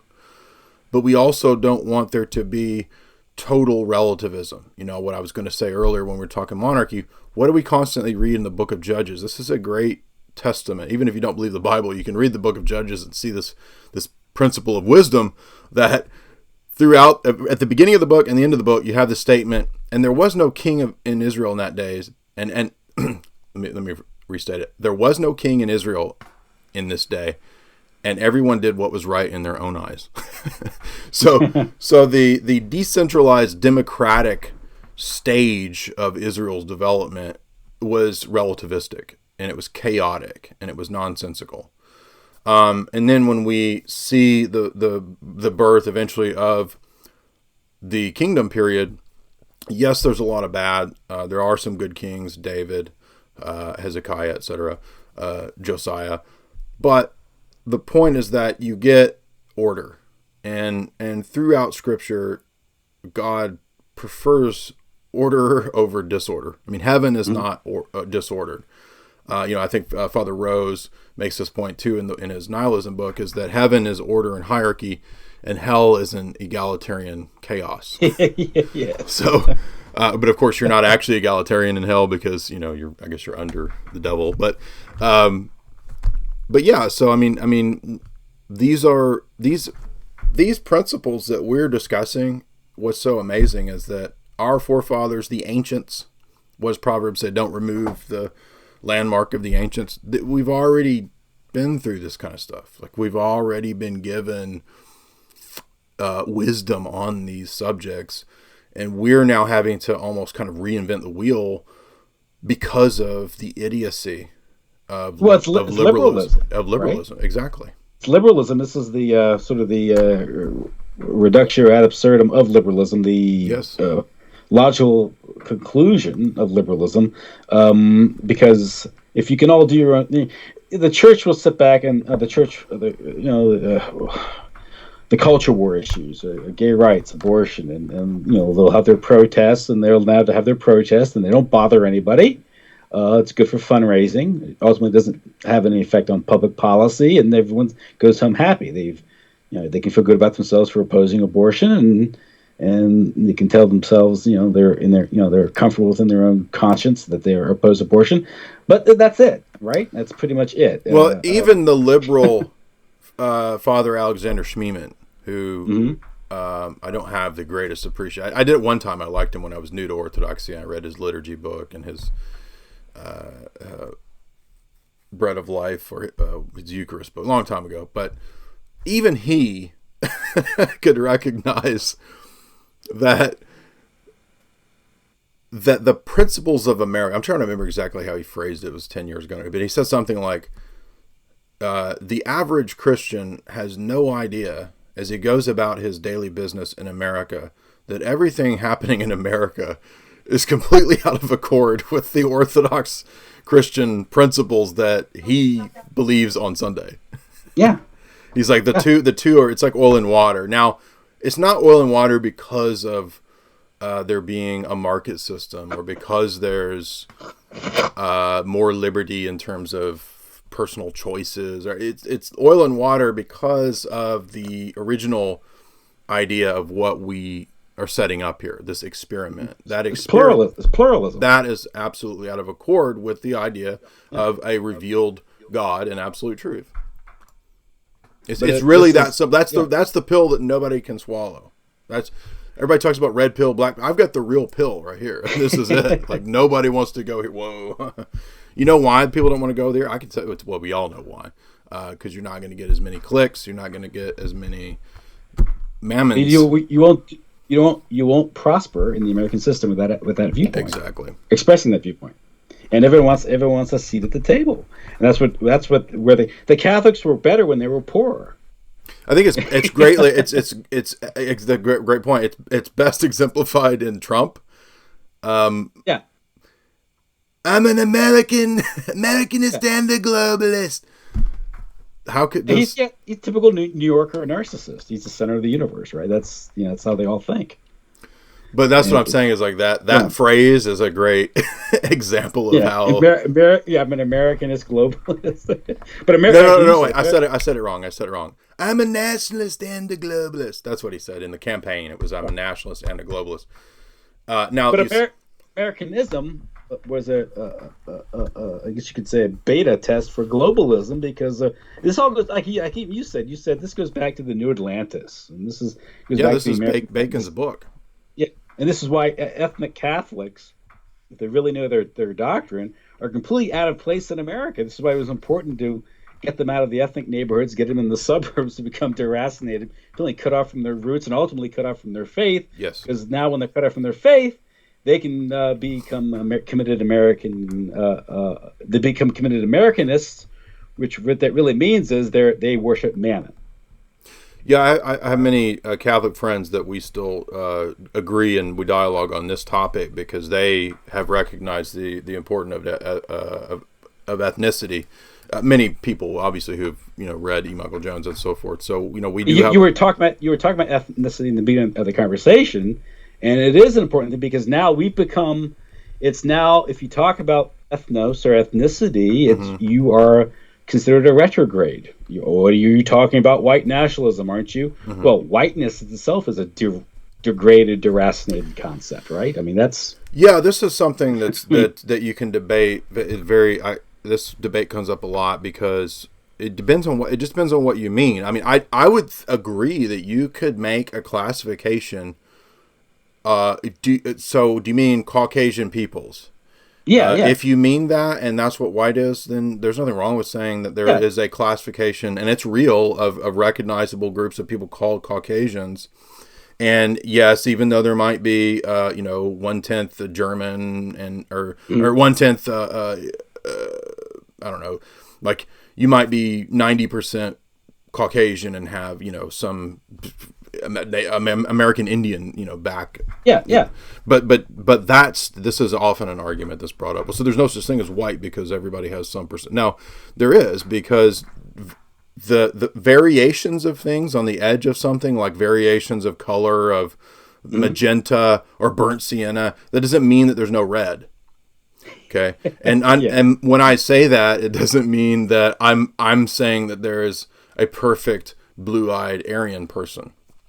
It doesn't work like that. It's just merely a way of looking at groups of people that, by the way, anthropology for the longest time, mainline anthropology for the longest time, has used the classification of Mongoloid, Caucasoid, right? These classifications. So it shouldn't even be controversial, but the media has, and these idiot universities have made it controversial.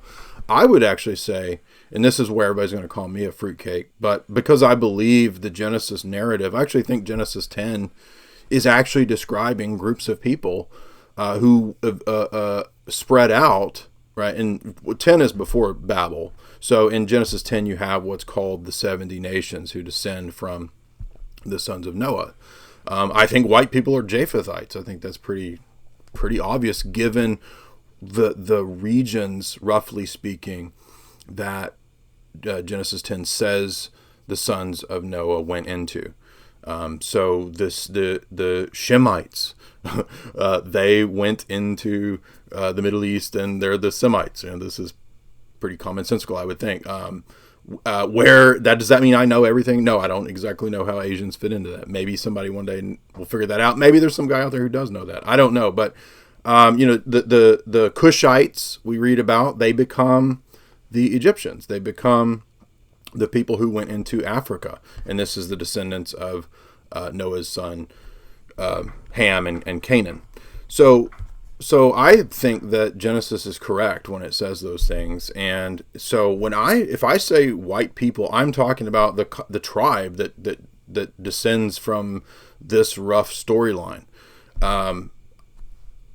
Sometimes people start talking about in terms of genetics and which is fine, and I'm sure that's a lot of that's true. But a lot of times people are also wanting to harken back to some old stuff, some primeval history or something. And this is where it gets into all these mythologies and Teutonic Knights and all this. I don't believe any of that stuff, and I don't believe the Darwinian story. I think that's all nonsense, obviously. But so how do we?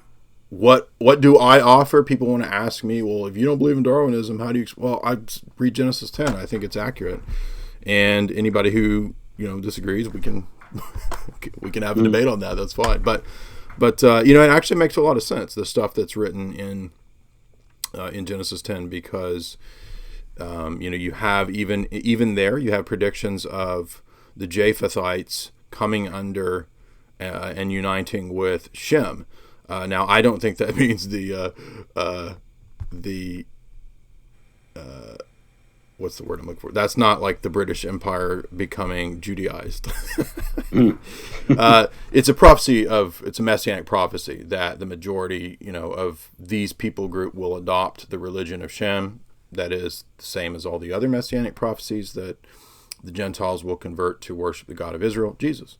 And that's not to say that no Hamites converted to Christ. Obviously they have. We have many famous black saints in the church.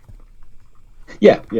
But in regards to America and the current debate going on now, obviously you have a lot of well, I think a lot of it is a dialectic that's being created. A lot of the Black Lives Matter is there to create the reaction of white nationalism, the reaction, and create a lot of conflict, that needless conflict, but to create this divide. Nevertheless, there's some.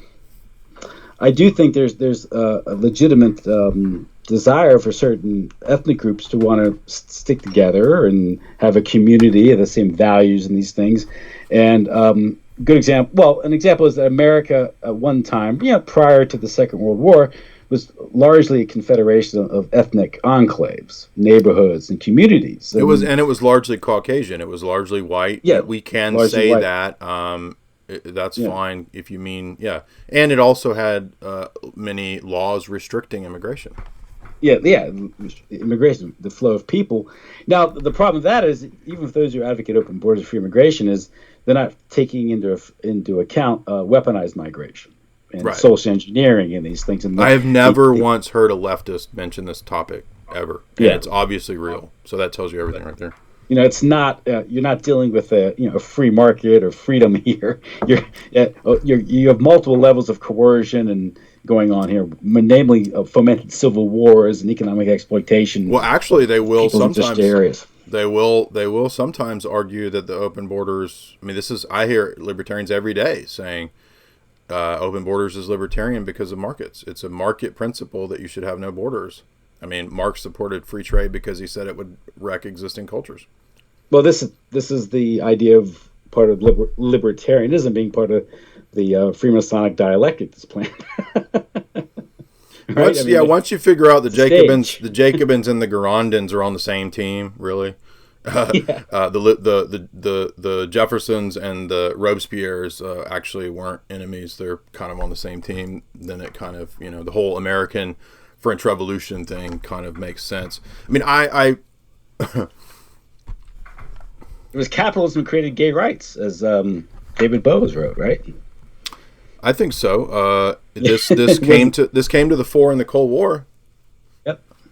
Because, and again, the Soviet Party is ridiculous. Bertrand Russell is a big fan of it, so I'm not saying that. I hate Bertrand Russell. I'm not saying that it's good because it forbade homosexuality. But what I'm saying is that in the psychological warfare strategies, the West tried to use this as a point. Freedom equals gay rights, therefore that's how we beat Russia. Like freedom equals modern art. Right. And by the way, doesn't that actually I mean, I think that it was probably intended to backfire as a way. No, I know it was. So it's just like in Ukraine or in Russia, because Russell said a long time ago, we got to abort these damn Russians. We got to kill more of the Russians. Mm-hmm. And he says we got to introduce all of this dark psychological warfare to destroy this people group. What happens is they are told in the psych warfare that this is your right that's being suppressed. It's your right to be gay. It's your right to have abortions. You are being suppressed because you can't kill your offspring. Yeah. And it's so dumb, but at the same time, it actually works because, this is that dark power behind degrading people and deracinating people. Yeah. My point was as much of the ethnic demographics of the United States today was not free markets. There's a lot of social engineering brought about through fomented wars. The thing called the so-called American Civil War, the destruction of the South, and then you have the economic destruction of the South, and all of a sudden you have all this cheap labor that you can import up into the North to break the unions and these things. And at the same time, they're intentionally putting these sharecroppers from the South into these concentrated, Polish neighborhoods in and around Detroit. And it's not as if they didn't foresee a problem; they wanted a problem, right? Because they wanted to break up the neighborhood. And same thing.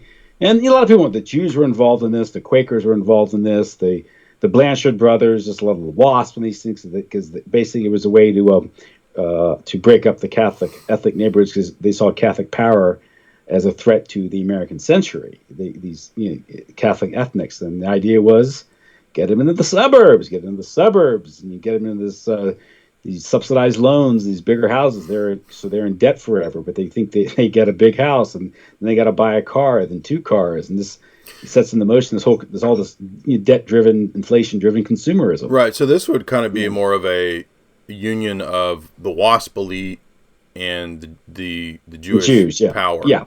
Going against the Catholics. It's sort of this. It's Michael Jones' theory of the 3 ethnic groups: WASP, Jews, and Catholics in the United States. And you have to understand this ethnic. Roughly, if you look at these ethnic groups, you got to understand of the politics, and the demographic warfare that went on in the 20th century. My point is that the current situation now and notions of white identity are a product of social engineering, and it's sort of a negative identity. I guess it's been described to me. I think it's a fair description of it, to all this virulent anti. They can't say whiteness doesn't exist when there's been a concerted campaign against it for the past 30 years. Right. And we see it now with commercials, and not just whiteness; it's also male. Male authority. So it's sort of a white male thing. Yeah, right. Masculinity is toxic, but it's a social. Male is a social construct. Yeah, and at the same time, they brutalized femininity by throwing women into the workplace, calling it liberation and these things, and this destroys the family. And this, I've made the point that everyone talks about, the wage gap, and how I think going in the 1970s, women were earned 40 cents for every dollar a man earned, and now it's like 78 cents for every dollar. And they say this is progress. I don't think that's not progress at all. That's a negative index. It's a terrible index because it's come at a huge price. The deplorable decline in family life and the rearing of children and these things and the problems we're seeing now. Of course, this is all liberation because all the gay stuff and transgender stuff and all this stuff, that's the libertarians say this is all liberation. People just being free to what they are. This is a product of the sexual revolution, the destruction of the family, the destruction of home life, the fact that kids are raised in warehouses called public schools, are subject to all the psychological warfare of Madison Avenue in Hollywood. They're subject to more abuse because they're living in broken homes. This is the stuff that we've talked about, what was planned out with Planned Parenthood in the late 60s. It's all psychological warfare. It's not freedom. And to go along with what I said earlier, Russell says, and then Miles Copeland says, and we can include Miles Copeland's book in the Globalist book series too. Miles Copeland says that they knew that if they industrialized and made Egypt rich, it would reduce their population. Mm-hmm. Russell says the same thing. He says, if we can by the way, a lot of people think erroneously, they'll say, the exportation of industry to China and the industrialization of China by the Western elites was a plot to destroy the West. It kind of was. But Russell is very clear that it's also a way to modernize China to eventually bring down the Chinese population, because he literally says the Russians and the Chinese and all the Eurasian populations are vermin. Yeah. So I'm stressing that the technocrats know that when you industrialize and make a place wealthy, the tendency is for them to get lazy and decadent and degenerate, and then to not have children because they're lazy and they're controlled by their passions. It's unfortunate, but they know this from a psychological warfare standpoint. Miles Copeland writes it in his book. Yeah, and they're seeing generations ahead. Yes, Copeland had it. Remember that they had actuaries by the PR companies and the CIA, and him being the legate for the CIA. They had actuaries of how long it would take for if Nasser went with this plan to get to lower population in Egypt. That is insane, but that's how they do it. Do you remember what I'm talking about? Yeah. Yeah, he said this is a setup, a stage. You bring in modernization and these things, and then that disrupts traditional Egyptian culture. And they had it in phases. It was actuated in phases, like, okay, in this phase do this, in this phase, and then hopefully by, I don't remember what the year was, 2000 or 2020, we can have the Egyptian population down 20%. Or it's literally actuated out that way. And then when you go, like I did last week or this past week, and you look at the Davos documents, and it's almost like you're dealing with robots. It's almost like who could write this stuff? Like how do you write a thing that's all calculations of bringing down population, and you don't realize that you're dealing with actual human beings? That blows my mind. I can't fathom that. Well, that's like Henry Kissinger, National Security Study Memorandum 200 back in 1974. Where he talks about the third world, reducing third world population through starvation, and they would do this through sort of an economic strangulation through debt, and of course this was the I think factored into the fomented the so-called energy crisis when the prices. Yes, this is Bilderberg OPEC crisis, right? Yeah, when they raised oil prices by 400%, and a lot of things was. This made a lot of ventures profitable overnight. This enabled them to put up the petrodollar, and then they recycling dollars in the U.S. Chase Manhattan Bank and making sure that the Saudis bought U.S. Treasuries so they get this vast pool of credit. At the same time, it would the explosion in energy prices would curb third world development, which would then free up the resource. This is how they see the world. Because they don't, they see everything. They don't see it dynamically, and they want to. To them, it's seizing the resources. The world is a limited ball, and they have to control what's here, and they have to make sure that the poor brown people don't have. They have to get rid of them. Every globalist book that I've read makes that point that the resources are not. By the way, Bertrand Russell was saying peak oil way before any of the neocons were saying peak oil. Isn't that crazy? It wasn't that was it King Hubbard came up with that idea? It sold to the Rockefellers, and this became a basis for the oil depletion tax deduction and things like that. Yeah, I hadn't heard that. I knew that it was obviously the neocons were all touting it, and I remember. Yeah, but King Hubbard is the other guy for technocracy. Him and what was the other guy? Howard Scott. Okay. That started technocracy at Columbia University in the 1930s, and he started pushing this peak then that's where Russell got it, I guess. Yeah, it's probably, and then it was pushed by Rockefeller. Okay. And this is the whole idea of calling it fossil fuel. This is all this dinosaur juice, like Chris said. Yeah. Yeah, dinosaur juice and these things, and there are only so many dinosaurs. There's only so much oil. It's funny because it's the Russians that came up with the abiotic theory, which turns out might be true. It's yes. The whole because this factors in all geopolitics, and Remember the idea Well, of the crucial thing about geopolitics is controlling energy. yeah. And by the way, that's actually discussed at Davos. They have like a triad that's always discussed: energy, security, population, something like that. Yeah. You don't want the Russians and the Chinese, developing a Silk Road or a pipeline, because then they get outside the Anglo-American dollar system, right? Yeah, So exactly. there's It'd be like trying to use barter outside the dollar. If that ever grew, it would be, potentially a competitor. Which this is the argument for Bitcoin, at least at this point. The argument. So that gets back to the old Mackinder doctrine of controlling the sea power, heartland, controlling the right. land power, right. Because you want them dependent on the sea lanes, not developing internally, because they develop internally, then they get out of your control. And now it has a lot to do with satellites and I'm trying controlling to think, transactions. Exactly. I'm trying to think of the title of when I write a geopolitical book, it'll be something like Babel, Empire of Mammon and Sodomy, or something. No, I'm not joking, because then it'll end up on like a bunch of gay sites or something. It'll be mistitled, and people will be like, "Oh, it's not what I thought I was getting."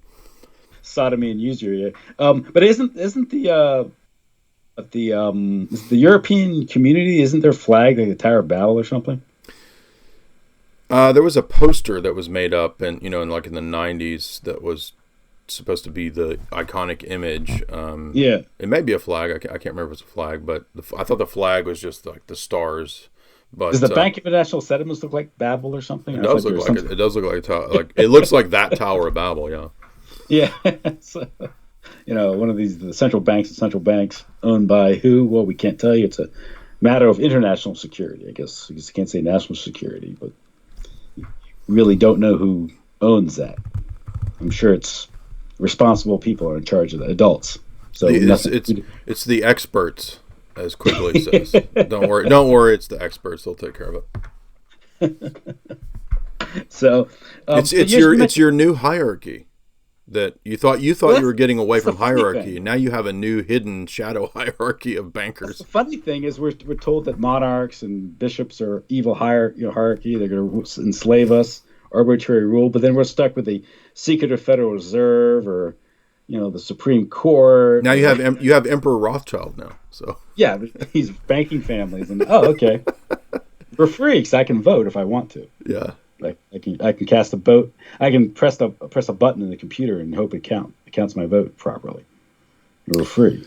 The other thing about monarchy too, I want to mention that a lot of people don't understand is that it itself is kind of an icon of the family, and it's very difficult to get across or to argue to a population that their families need to be destroyed when the people in power are a family.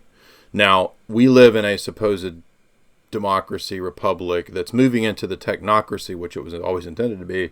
And they're going to tell us, they already are telling us, that it's bad to have families and so forth. It's bad to be a man. But then remember that thing that people were talking about with Justin Trudeau and all these other people, these EU people, like they don't have any families. Like they're just... Yeah. And I will admit, I'm being a hypocrite. I don't actually have a family. I actually will be most likely getting married soon. So... Oh, congratulations. Thank you. So does the world know the lucky lady, or keep it secret for her benefit? Intrepid researchers could, I'm sure, figure out who. But, okay. But anyway, so point being is that you have a kind of an iconic image of the family, and again, that's not to say that it's always going to be perfect, but any system that anybody argues for, for being in place or whatever, even if it's libertarian or even if it's minimalist, minarchist state or whatever, you're going to get people running stuff, and the people running shit can always be fanatical. So this is even something ancient philosophers and Aristotle debated the best form of government, monarchy, republic, democracy. Aquinas debated the best forms of government, and so forth. So the form of government itself is not necessarily the salvation, because it's just a form. It's just a way of doing things.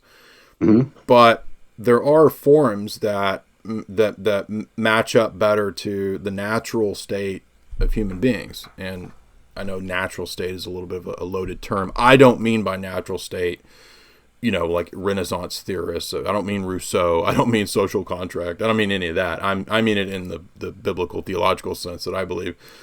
What I'm saying is it's very difficult to destroy those kinds of things with that image there. And that's why the technocrats have to use the pop culture as a new icon. It's a new iconography to replace old icons and old iconography of the pop culture garbage that I've been writing about, and to replace that image of what we strive for with all of this debased, degenerate, gross, nasty, Katy Perry Gaga crap. Yeah. As far as something like a political entity like the United States, as problematic as its founding was, all the Freemasonic imagery and ultimately what it really is as an experiment. Whatever problem is represented or presented, I think it was ameliorated by the fact it was highly decentralized, and its decentralization worked towards practicality, and that's where the people prospered. And Americanism became more problematic on the world scene as it became more centralized, particularly in the 20th century, particularly after the Second World War. Became the empire, and it's this centralization and the destruction of states' rights. Of course, that's the war between the states, the American Civil War, and these things, and that was the CFR plan, was to transition. It was the stated plan to transition America into the engine of globalism. Yeah, through war, by the way. That's right. What the Dodd, the Carnegie Foundation. There's the minutes that Norman Dodd and Kathy Casey exposed, right? Successive crises and wars, and of course we've had that. First World War, the Second World War, Korea, Vietnam, the Cold War, the warfare state. And this is all part of NSC 68. This idea that the whole economy, Keynesian militarism, these things based on debt, which requires the enthronement of the U.S. dollar, is that way you have perpetual debt by force feeding the world your inflation.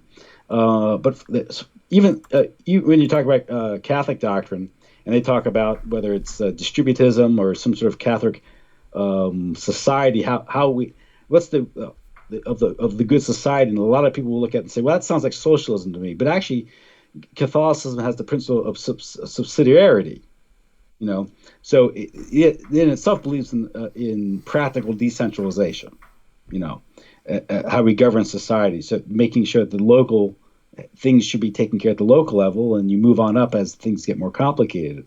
This was let me recall. It's been 10 years since I interacted with Distributus. I used to be buddies with one of the guys who was I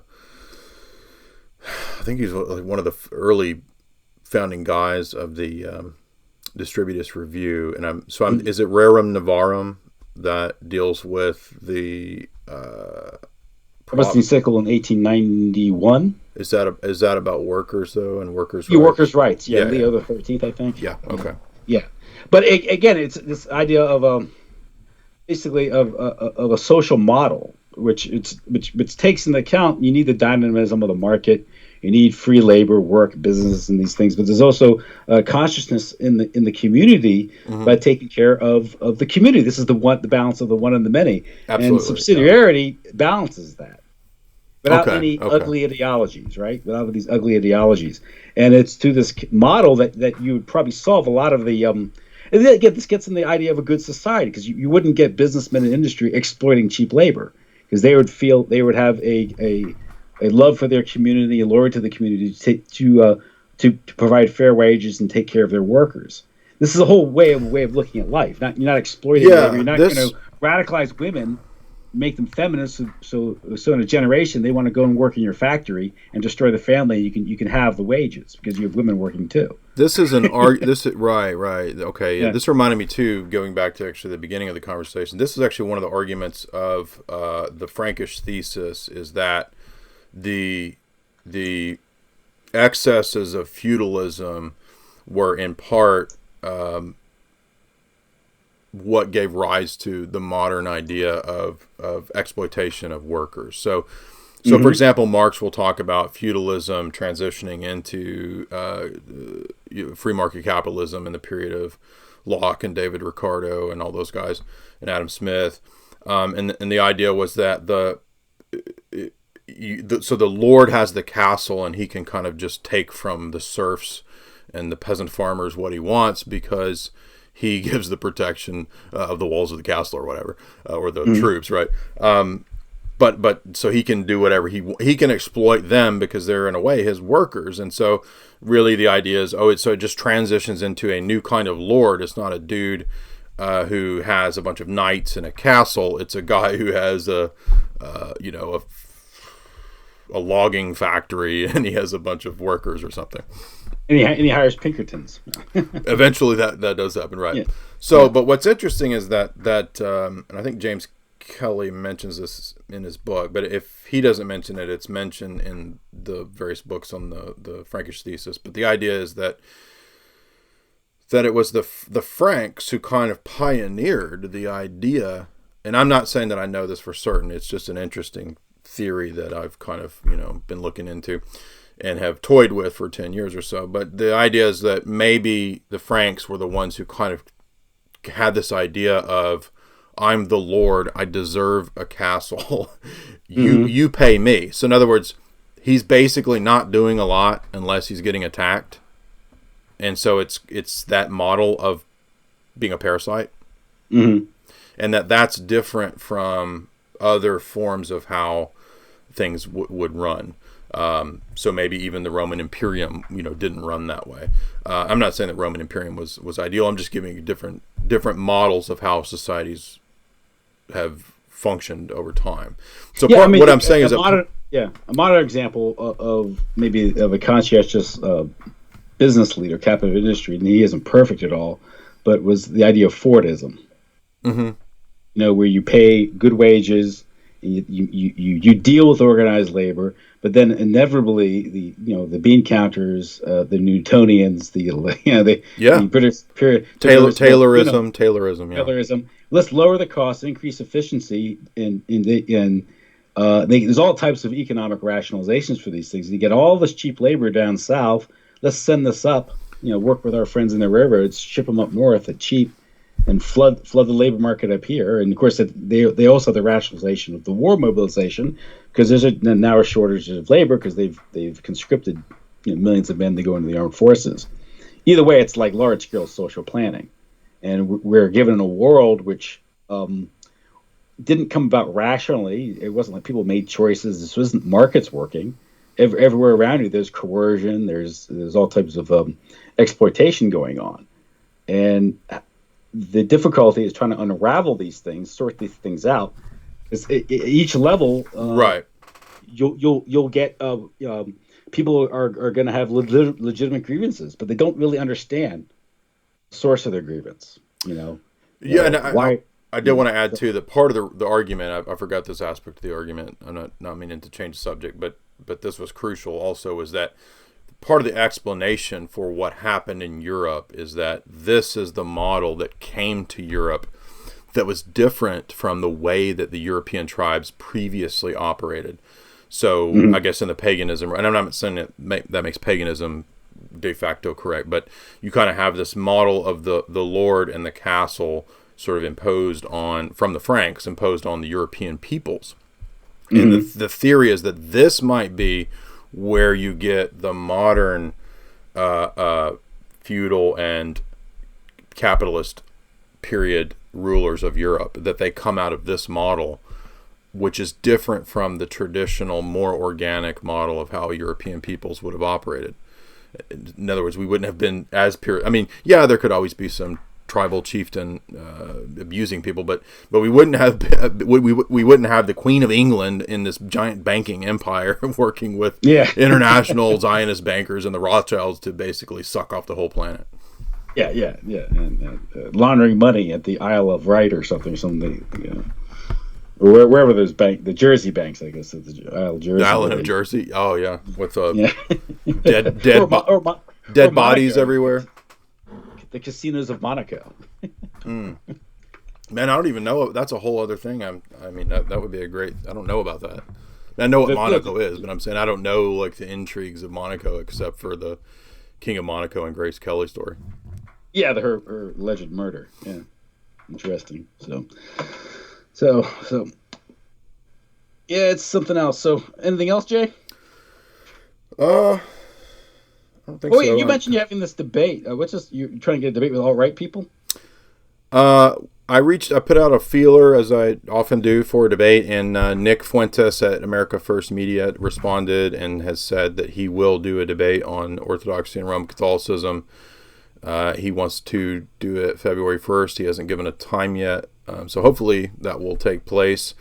And then the fairly large channel, Warski Live, Andy Warski, who hosts a lot of alt-right people, and he actually hosted the Richard Spencer Sargon debate, the debate between alt-right and classical liberalism, which was like the number one stream in the world for a while, and has had like 500,000 views now after a week or two. So it's a very big channel. That would be a lot of exposure. I'm looking forward to that. I did speak briefly in some tweets, and they did mention on their show to have me on. So hopefully that'll go through. We will most likely debate not anything alt-right, but probably atheism and theism. I think the guy JF, who's his co-host, is a nihilist. And so there's possibility maybe of some other people who affirm nihilism. There's another. He's a conscientious nihilist? Yes. I mean, a lot of people are default nihilists. I mean, they don't know it, but they actually identifies as a nihilist. As I understand, I've only listened to a couple of JF's debates, and he's a sharp guy, but very much in the vein of scientism. So his graduate work was neuroscience. So he's going to be coming at it, from a sort of biologicist perspective. So I don't know how he did have some. He had a distributus on actually, and he had Nick on, and they had a debate about theism. So there is the possibility of having that debate. He's not so mired in scientism that he won't listen to a theist. But anyway, so I'm looking forward. Hopefully these debates will go forward. I'm afraid of people backing out, but we'll see. Okay. And of course you have you're working on your new book, which is probably be ready by the summertime, you think? Yeah, that's what I'm shooting for. I don't think that'll be too hard. It should be. It's mainly just a matter of sticking all this stuff in there, and I do have to do some more writing. But yeah, I would say, what is this? This is January. I'd say I would be done with it by 3 or 4 weeks. Then you deliver the manuscript. Yeah, and then I'm sure Chris will. Then the fun begins. Yeah, he'll say make a bunch of sidebars,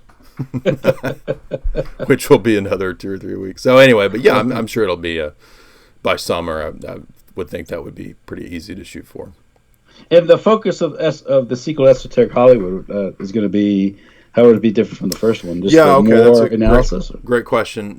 This one is a little different. So I've decided to in the first chapter. We're basically going to move from the real to the crazy.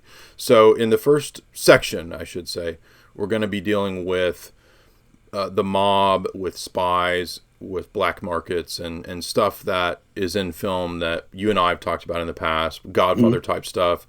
And then we're going to move out into the next ring of crazy in the little more challenging, dubious area. Not dubious for me, but for what most people would find unbelievable. Mind control. We're going to have a lengthy section dealing with mind control in film, real examples of mind control. I put up, I think, a sample section of this area of the book in regard to John C. Lilly and movies like Conspiracy Theory with Mel Gibson. And then but that will be a lengthy chapter because there's actually a plethora of movies about mind control. So I'm having to narrow it down, like what I want to put in there, what I don't. There's so many.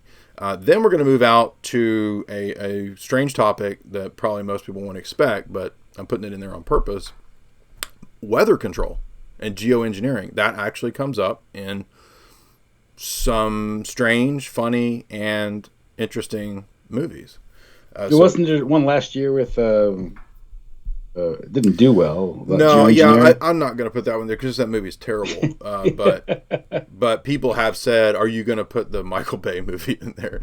I mean, I might mention it as a paragraph, like make fun of it or something. But I'm actually thinking of things that are a little better than that. So I won't say which ones. You'll have to wait and see.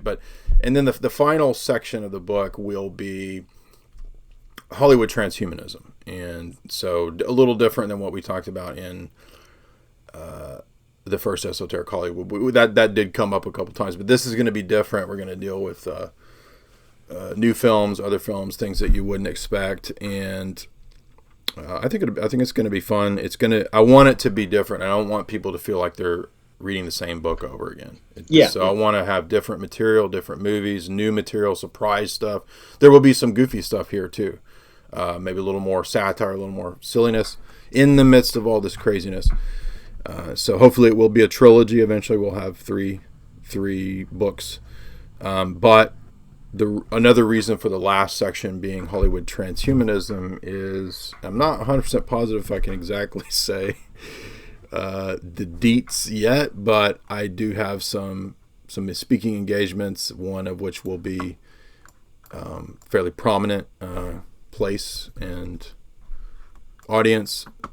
I'll have to, maybe next time we talk, I'll mention the details of it, but the subject matter I'll be speaking on will be Hollywood transhumanism. That was what was asked for, since I talk about quite a bit.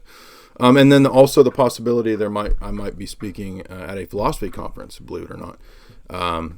I don't want to exactly give all the deets on that yet, but that might be happening this year as well. Great. Okay. Well, Jay, I want to thank you for coming back on. Thank you, and thank you for letting me promote all this stuff and talk about this stuff. Certainly. No problem. That's Jay Dyer from Jay's Analysis, jaysanalysis.com. You can go to his website, check out his material, and if you like it, I recommend people subscribing to his work. It's $4.95 a month, $60 a year, right? You got that right? It is, yeah. And had a lot more subscribers over the last year. We're growing still. The tutoring has been going well. I've had quite a few people do personal tutoring, which you can sign up for on the Patreon page. Mm-hmm. Most people tend to just do it directly to me. It doesn't matter to me how you want to do it. And we do, basically 2-hour blocks of discussing, geopolitics, philosophy, theology, history, whatever people want to talk about. And I think that's everything. Other than Hollywood Decoded. Yeah. By the way, yes. If you do want a season 2, so when you go to the Gaia page and you're watching it, leave a comment about I want a season 2. So that would actually probably help with them in their decision making on whether there will be a season 2. Yeah, of course. And of course, your book, Esoteric Hollywood, Sex, Cults, and Symbols in Film, is still for sale. Mm-hmm. You buy that, support. You can buy them directly from you. You still sign a copy? Oh yeah, I still mail them out every week, several copies, at least probably 10 or 11 copies a week. So it's still going strong. Great. Okay. Yeah. Go out. You haven't gotten that book, go out and get it, or get it for your friends and family.